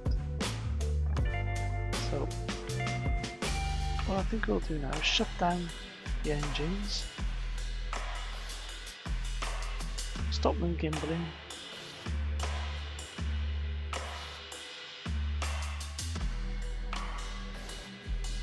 control for one of the docking ports, set the target, and then turn the RCS on, start moving closer.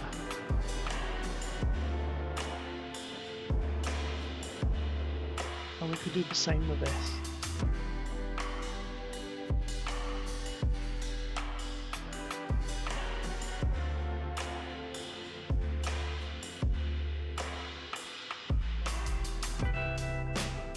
There's rotational and translational controls. I'm using the rotational controls to turn towards our target, and then I'll use the translational controls once we've turned RCS on.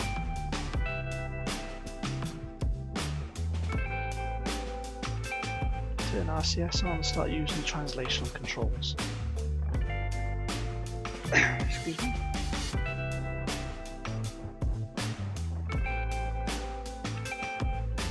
Yeah, translational means moving left and right, up and down. Rotational is rotating on the spot, changing the direction we're facing, okay? As long as you know that. So we've got the Kerbal controls are WASD on one side, and I got I, J, K, L, H and N on the other side of the keyboard, which are the translational controls.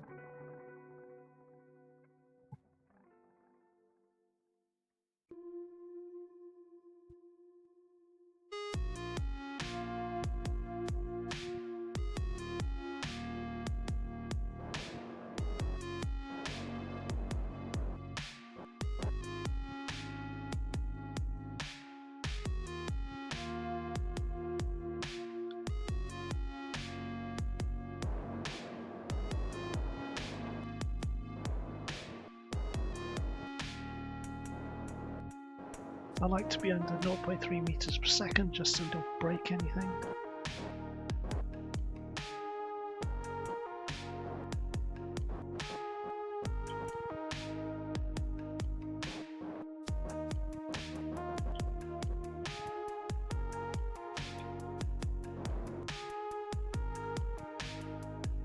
There we go.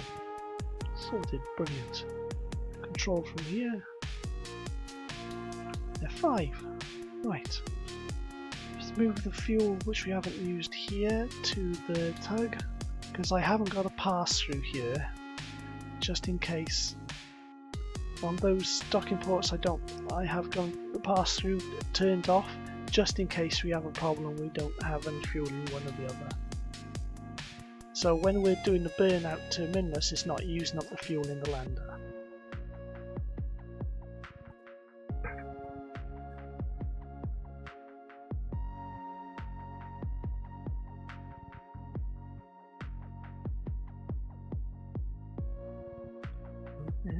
Cool. Should be ready to go back to Kerbin.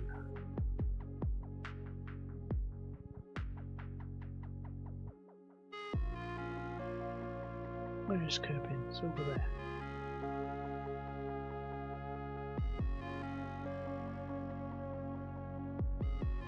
Select the periapsis, so we'll change the maneuver node around. We'll move its position on the orbit of Minmus now to see when we got the lowest periapsis relative to Kerbin. 21,000, 22, 21 million in there. Wait, we could increase that, get that number to 20. 33, 31. 22, 21, 20, 19. It touched 18 there, that'll do.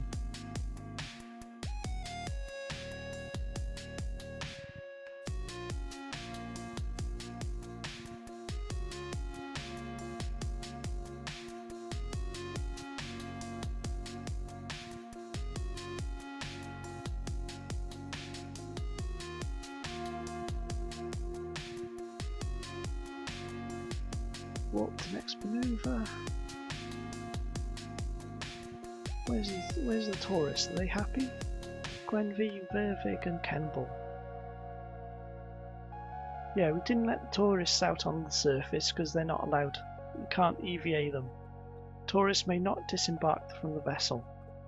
Can't disembark a tourist. Never know what they're going to do out there.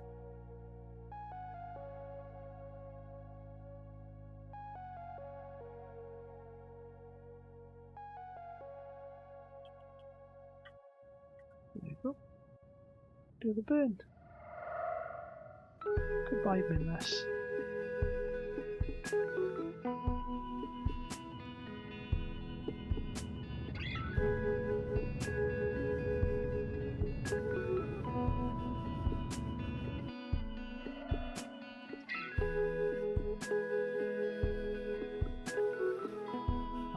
periapsis. I believe if we just keep going in this direction, we can lower the periapsis of Kerbin.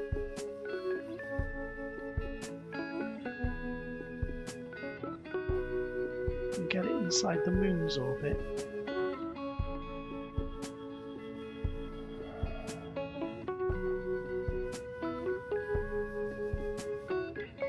That'll do.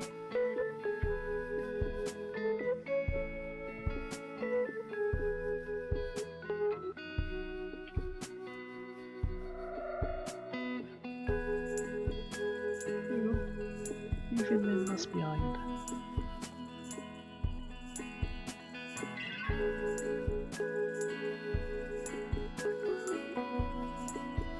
Right, we're now in sphere of influence of Kerbin. So select retrograde.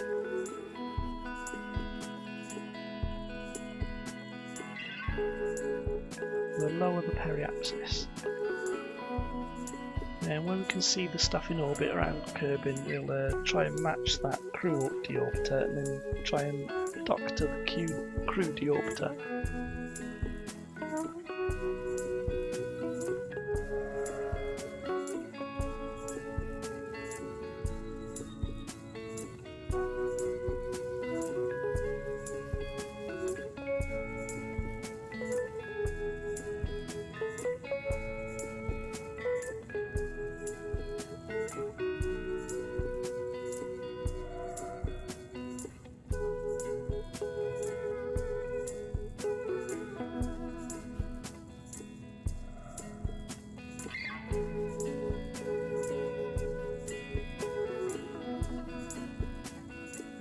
Do. We're going to have to bring the apoapsis down.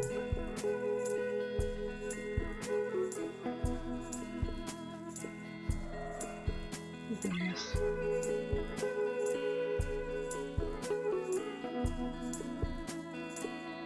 Let's go in.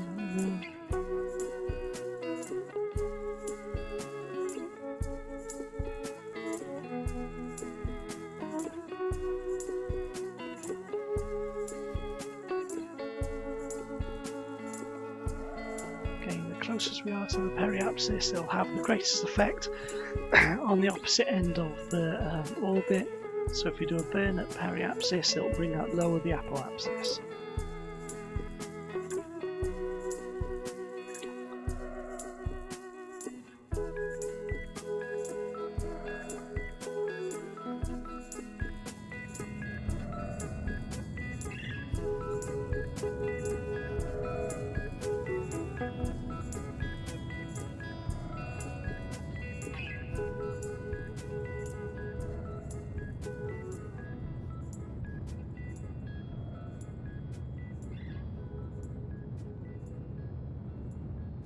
Yeah, we've got no more tourists or any other contracts to complete, have we?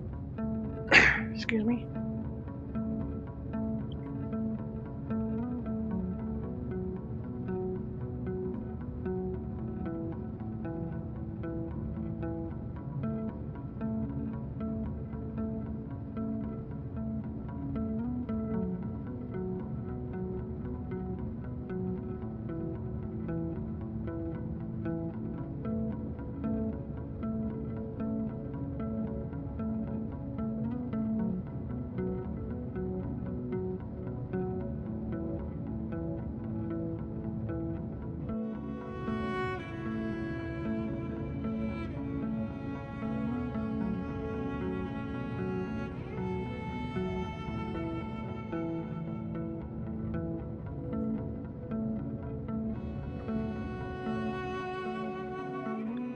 Okay, where's this crew deorbiter?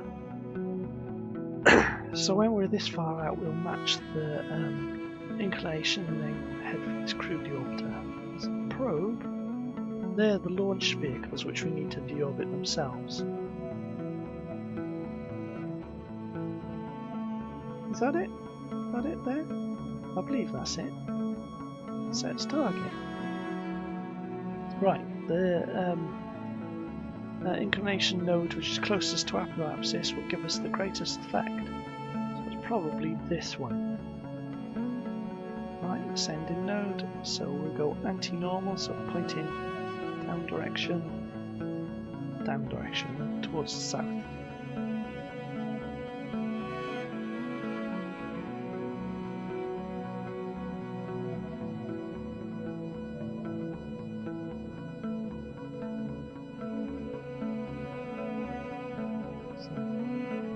There. My eyes are hurting.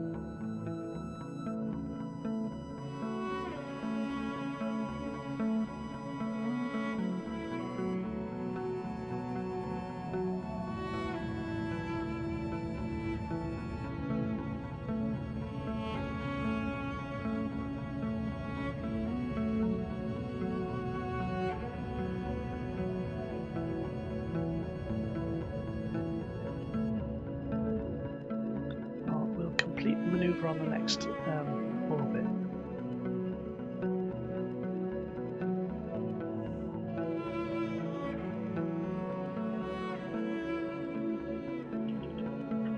Seven, 6, 5, 4, 3, 2, 1.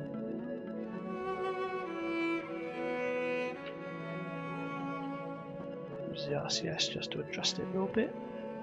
Okay, set retrograde. So at the same inclination as crew deorbiter.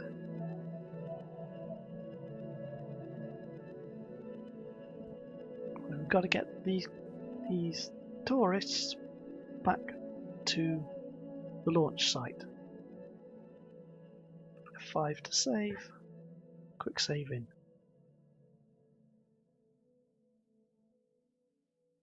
Okay, let's do a burn now. I don't care where we are on the orbit. Just do a retrograde burn, trying to lower the orbit so that we meet close.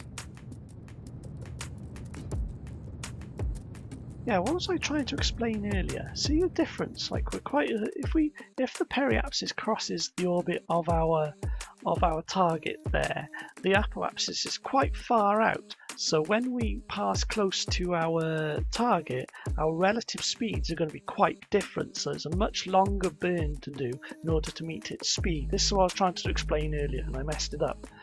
Right, or wasn't able to explain it properly.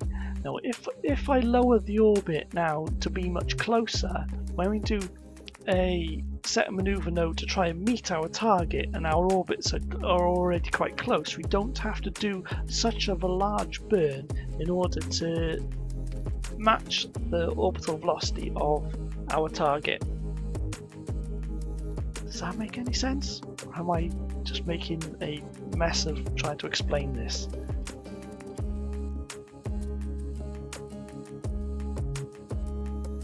So anyway, what I mean is I'm going to lower the orbit before I do a burn to try and cross the orbit of our target.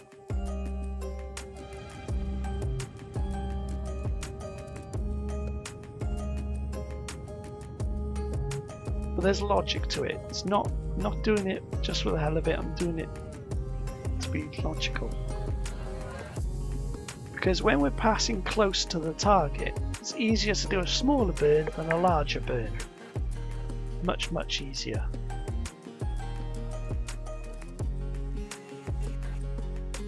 So if we do it from there, say, we'll circularize our orbit from the periapsis here, and then we'll do another burn to lower the periapsis to cross the orbit of the target.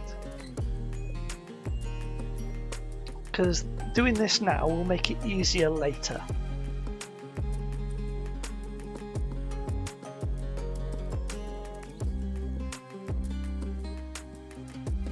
I mean, I've learned all this through trial and error, so I'm not sure how accurate it would be in real life.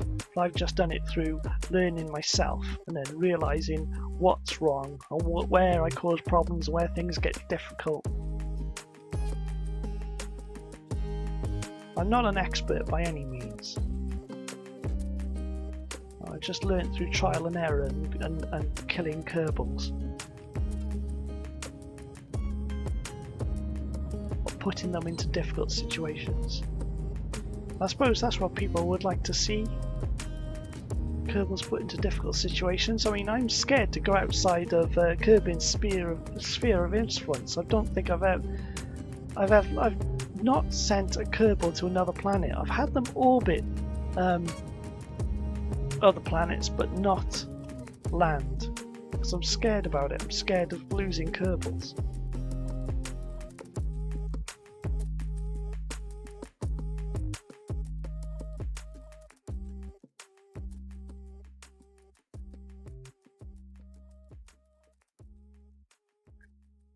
We'll have to just make a massive machine with loads of fuel and a lander on it, because we've already got a couple of landers, haven't we? I mean, I don't know, maybe we can take them to one of the moons? I don't know. We'd have to have a huge amount of fuel and really efficient engines. Just make something massive.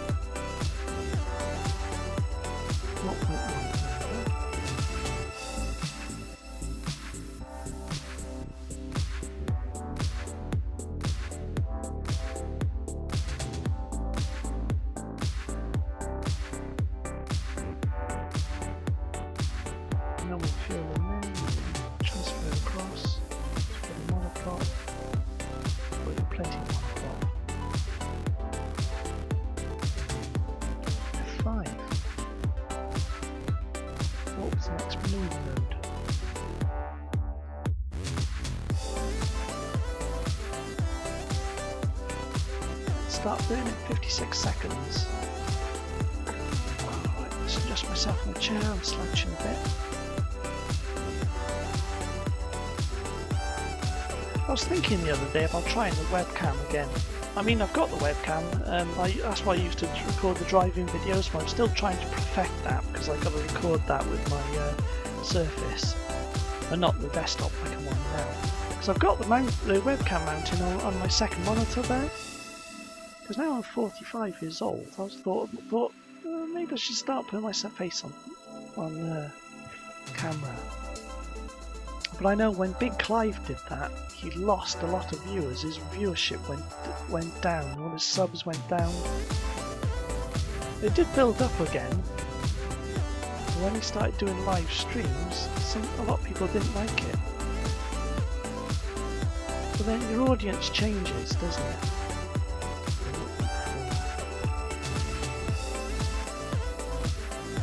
Just with the RCS.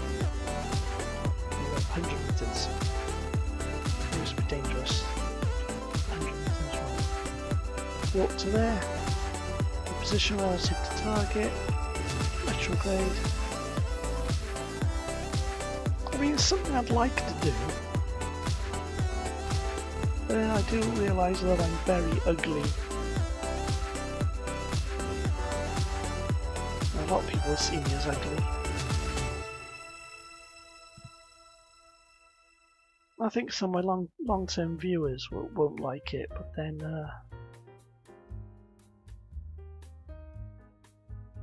your viewership would change. And I suppose if I put my actual face on stream, on pictures, then your viewership would be more genuine, wouldn't it? You think? Yeah, see, our relative target speeds now are only about 40 meters per second. If we matched our orbits if we crossed our orbits from a high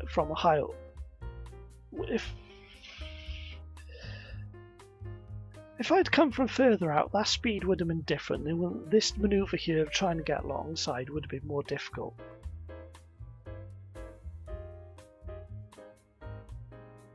I was trying to explain that earlier. I still don't think it's clear.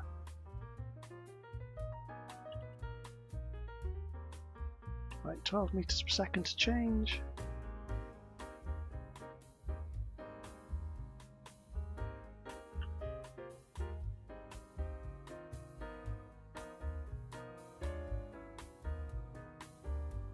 There we go. Brilliant. Perfect.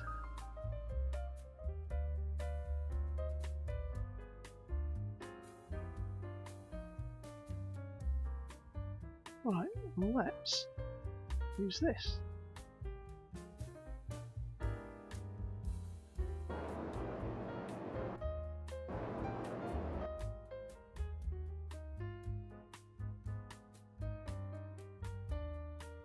Move it around.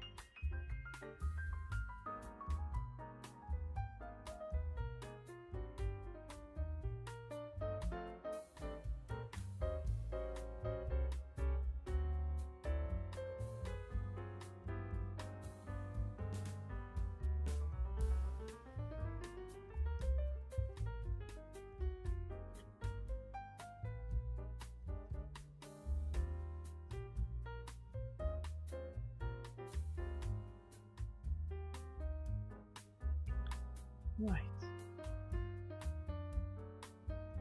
We're controlling from there, control from there.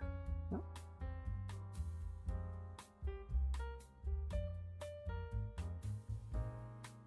Just get them to face the right direction, and then we'll just use the translational controls to move in.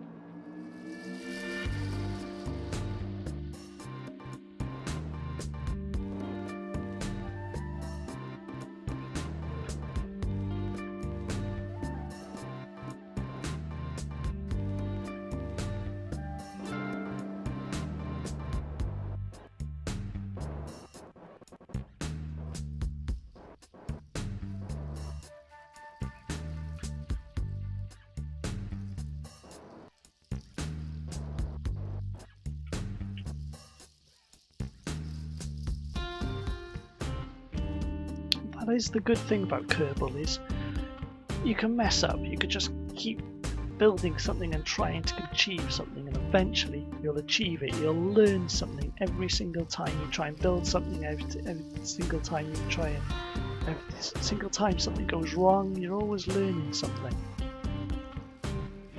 You're always advancing. That's what makes it a really addictive game.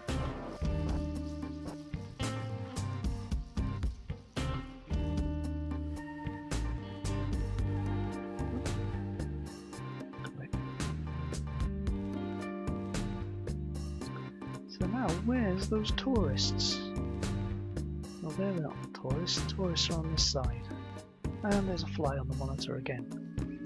There's a tiny, tiny little fly just going around. Alright, so transfer crew. Transfer the tourists.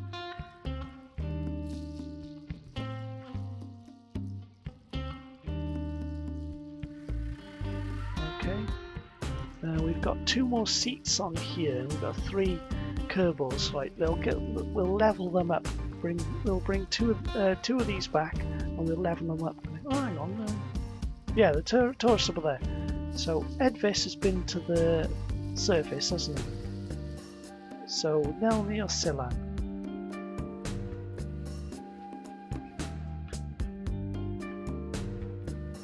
So there's only 2 seats on here, I believe.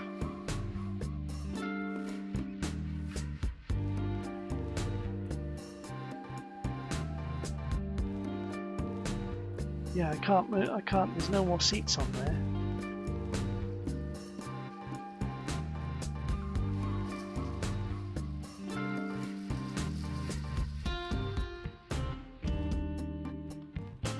No, I didn't mean to press EVA. Oh, sorry. All right, Slin's in orbit.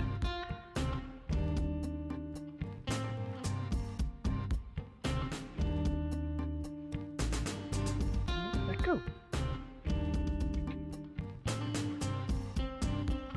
Right, unexpected EVA.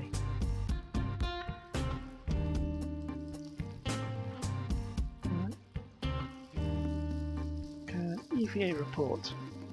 Keep experiment. According to that, I can do EVA science experiment. But there isn't, because they haven't got the science experiment on them. There's nothing there, is there? I haven't got any aboard. Alright.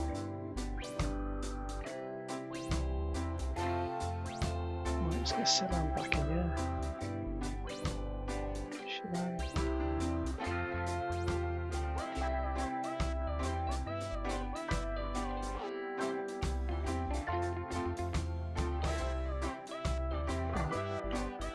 Yeah, it was off the side of the screen accidentally. Rather than hitting transfer, I accidentally hit EVA. Alright, never mind. Unexpected EVA. Get this to collect all science. Hit F5 to save. Disconnect. Undock.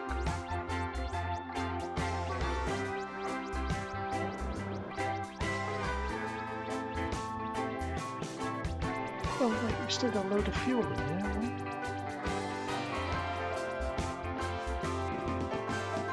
Yeah, we don't need all this fuel. Alright, we're going to dock back up again. Alright, so. Right, it's getting frustrating now. Right. Set as target. Control from here. Right, let's dock again. Because we don't need all this fuel that's in this lander, so we'll into the orbiter. So we'll transfer some fuel to there.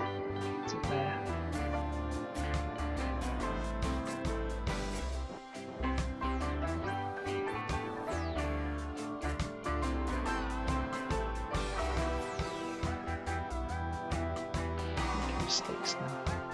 It's so easy to make a mistake.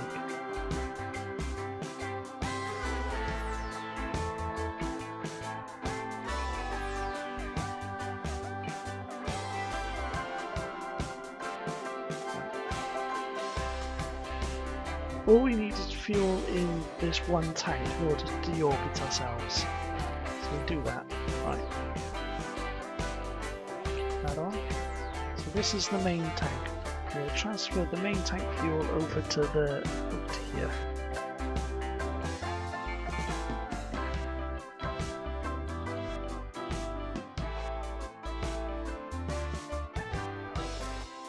We don't need all this fuel. We don't need to bring all this fuel back with us.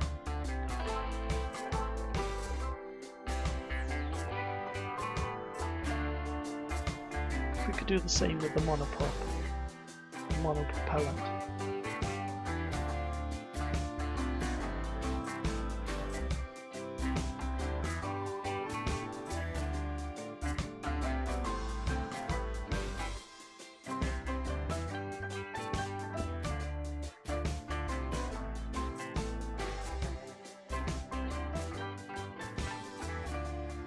Will do. How much monoprop we got? Can transfer a bit of monoprop, just a little bit. There we go. F5. Right, now we'll try and go back.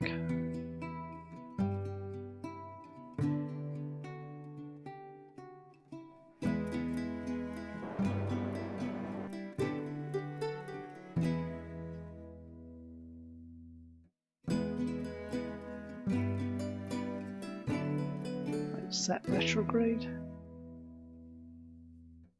Right, I do the deorbit burn at about 80,000 meters. 80,000. So I'm going to look in at the apoapsis, periapsis down here. We'll lower the periapsis to 80 and then we'll lower the apoapsis to 80 and then do the deorbit burn. Watch the engine and watch the speed relative. There you go. We're actually, though it looks like we're moving away, moving faster, we're actually going to be slowing ourselves down and moving slower than that. So we're actually going to overtake it because we're moving slower but the orbit's shorter because we're going to be moving into a lower orbit. Does that make any sense? Right. So it looks like we're moving away from it, but we're actually making ourselves slower than it. But we're going to overtake it because we're in a lower orbit. Yeah, to somebody who doesn't understand, that's going to sound really strange.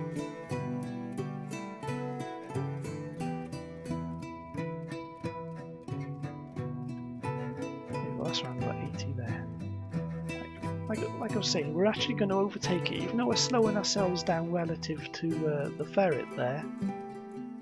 We're actually going to overtake it. So if I speed time up, we'll see the ferret go past, and the planet there, we've actually overtaken it. It was over there, see?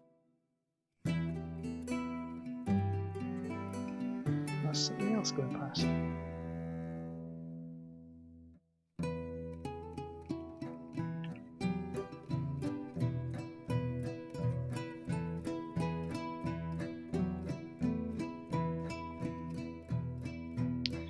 Lower the periapsis now.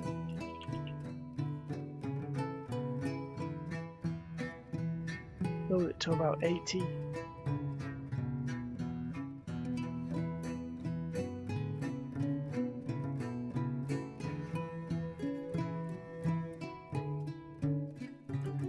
There you go, that'll do. F5. Now we'll select a position on Kerbin from which to do the deorbit burn. Just make sure we got the 3 tourists aboard. Yes, they're all aboard, as well as Edvis and Nelny.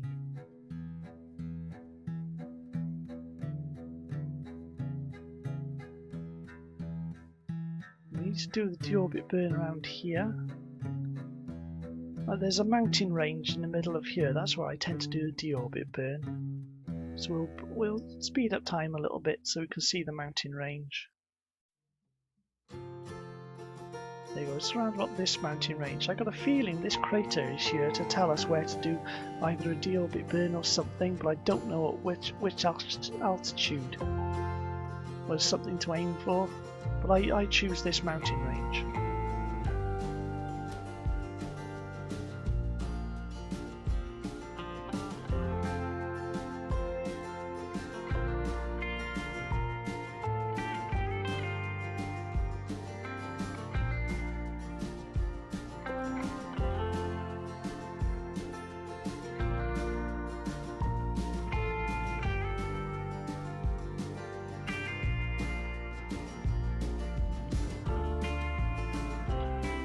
There's a piece of land opposite the ocean to the launch site. We need to get as close to the launch site as possible because this is a full career game. The closer we get to the launch site, the more money we get for recovered parts. So I'm aiming for the orbit to go inside the planet round about there. 5.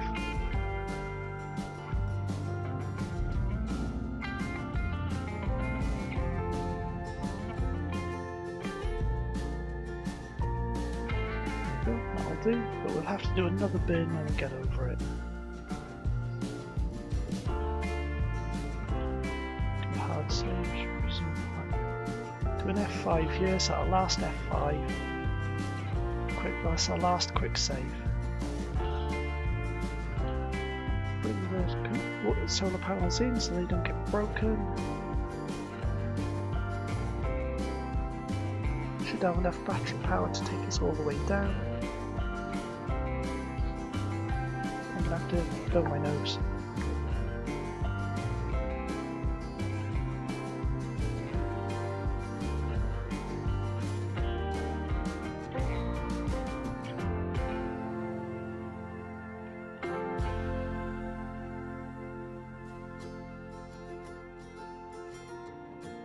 One hour 7 minutes since we went to 30 frames per second.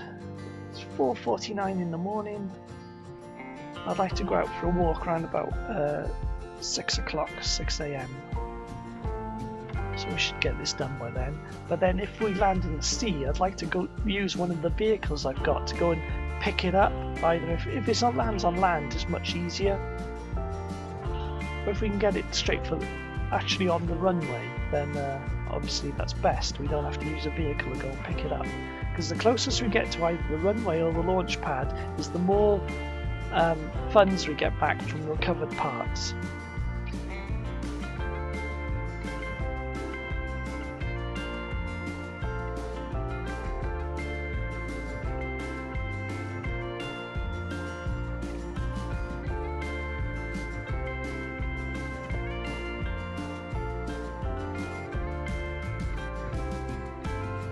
Try and stick the monoprop in the front to try and shove some of the weight forward.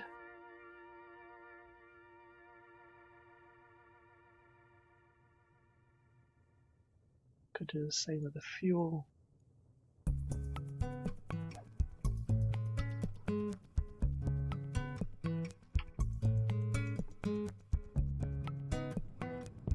Now firing the engine right now to try and bring our landing spot closer to launch site.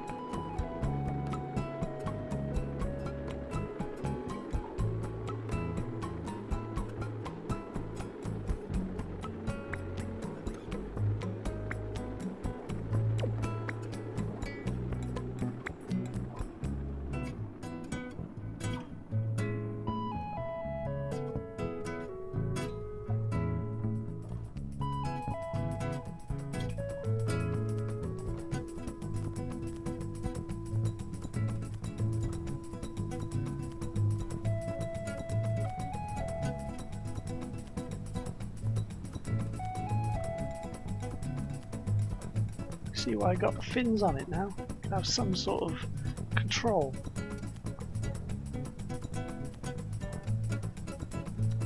Yeah, I've tried making proper flyable space planes, but I mean this is the best I've been able to do so far. Maybe it's something we can work on in future. I mean, the launch stages can be flown back as well. I'm gonna land. Think we could have gone to the runway.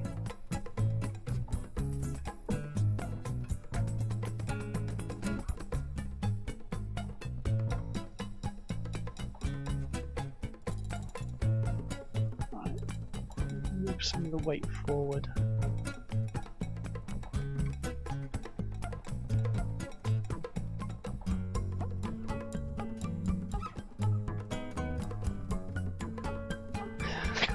Can't switch vessels when about to crash. I can't see. I haven't seen that before. Right, I meant to press the button for warp, not for switch vehicles. Okay. Because I got an old vehicle I've taken out into sun orbit over there, the museum piece.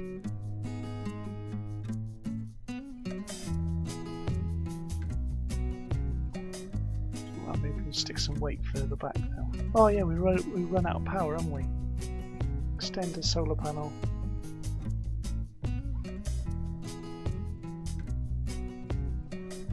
Yeah, it's happened the last few times I've tried to do this. Oops, so don't kill Kerbal, don't kill a Kerbal, there we go. That's fine. Okay, it usually ends up better than that and we don't break anything, but we broke something, never mind. That's okay. Now I think we can't get 100% of the funds back unless we get it to the runway, and it won't give us 100% of the funds here, I believe.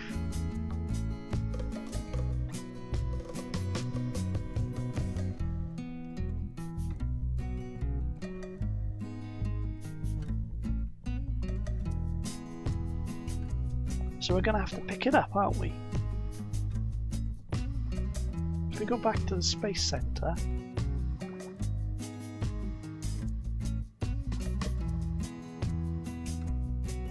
I can get rid of that note. There is a crew deorbiter in orbit, because there is no longer a crew deorbiter in orbit. Let me just get rid of that notepad. Goodbye, notepad window. Let's go here to the space plane hangar. You'd think if I'm getting something out of the space plane hangar, I could just roll out and pick it up. You don't have to, and it's going to put it on the runway. Right, let's open. Right, airdrop refueler, that's not the one. There, this one. KSC recovery. Right, load that. Yeah, this is the one we want. So we'll stick some engineers in it. I want some good engineers. Edney and Gentine.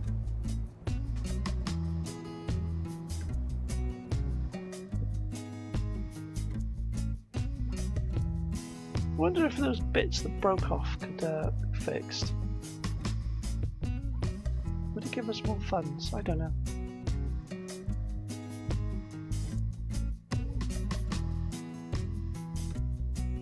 Come on, load in, load in.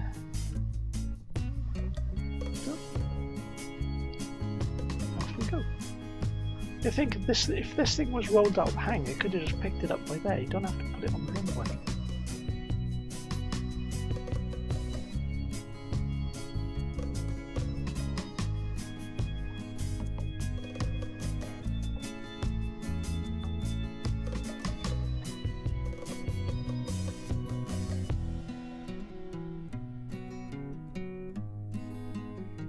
This hasn't got a name yet. It's just Kerbal Recovery, isn't it? It's not called anything special.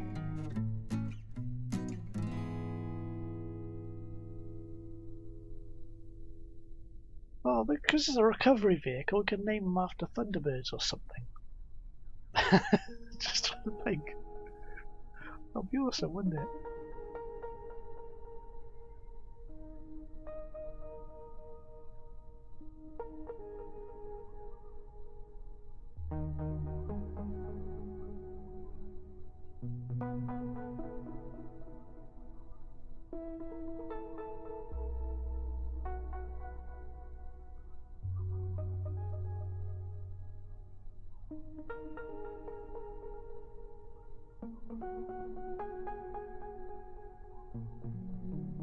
So it's communication aerials and a communication aerial and the what's it called? The docking port broke off it.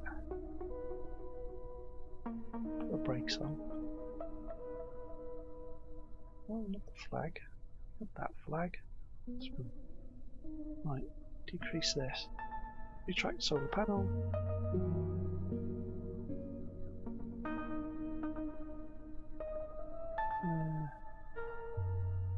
Gimbal locked, shut down engine.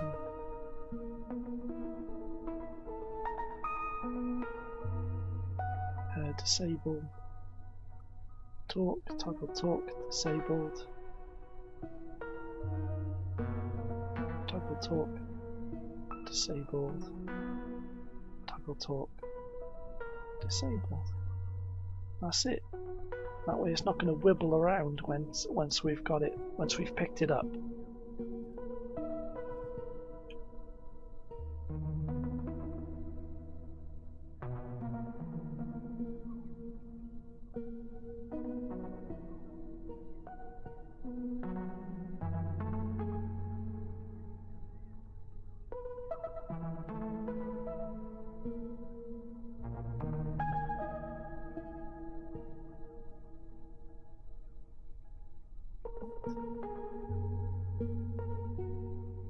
Hydraulic cylinder there. Get that up there. Just set this up so we can pick it up. We don't have to flail about looking for the controls.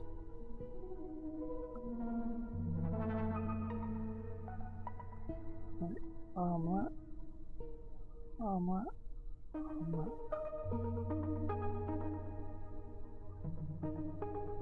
Okay. So we're going to use these pistons to straighten it into the centre. Just bring it into the centre.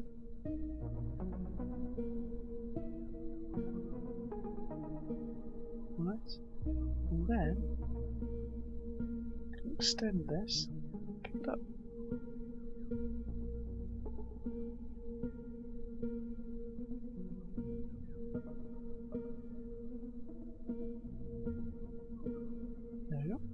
It up. So adjust these arms to get the fins off the ground. So we can actually move it because the fins are quite close to the ground. I mean, could make another new one of these that's a bit higher and a bit wider.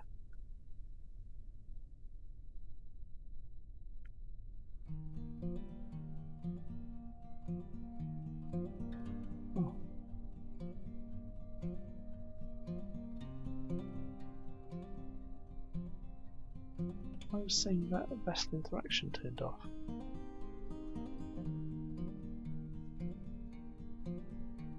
Oh well, saying vessel interaction isn't working.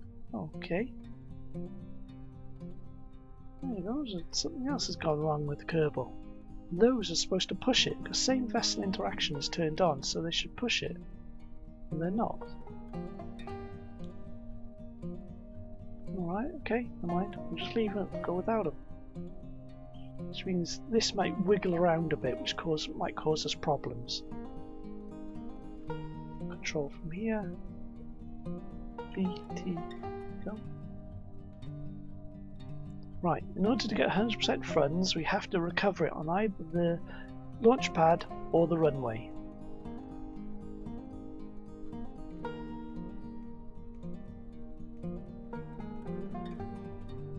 Considering it'll probably be taken in real life, it'll be taken into either the VAB or the hangar here. We're going to recover it from the runway.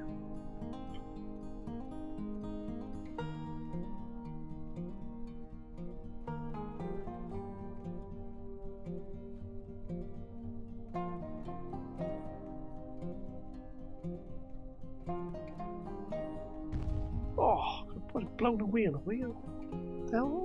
Oh, we've taken off a fin.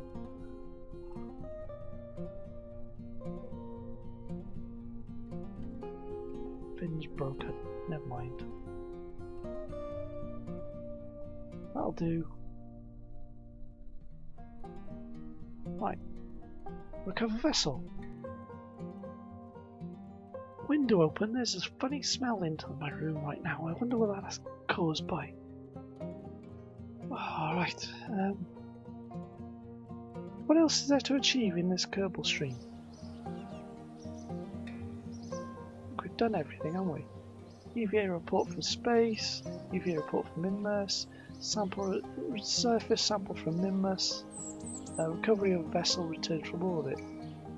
Parts, got 100% value, see 100% value.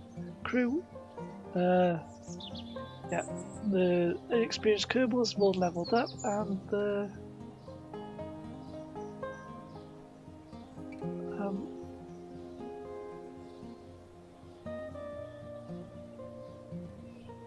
oh, those are the tourists. Those are the other Kerbals. 2 XP gain, 6 XP gain, no XP gain, no XP gain.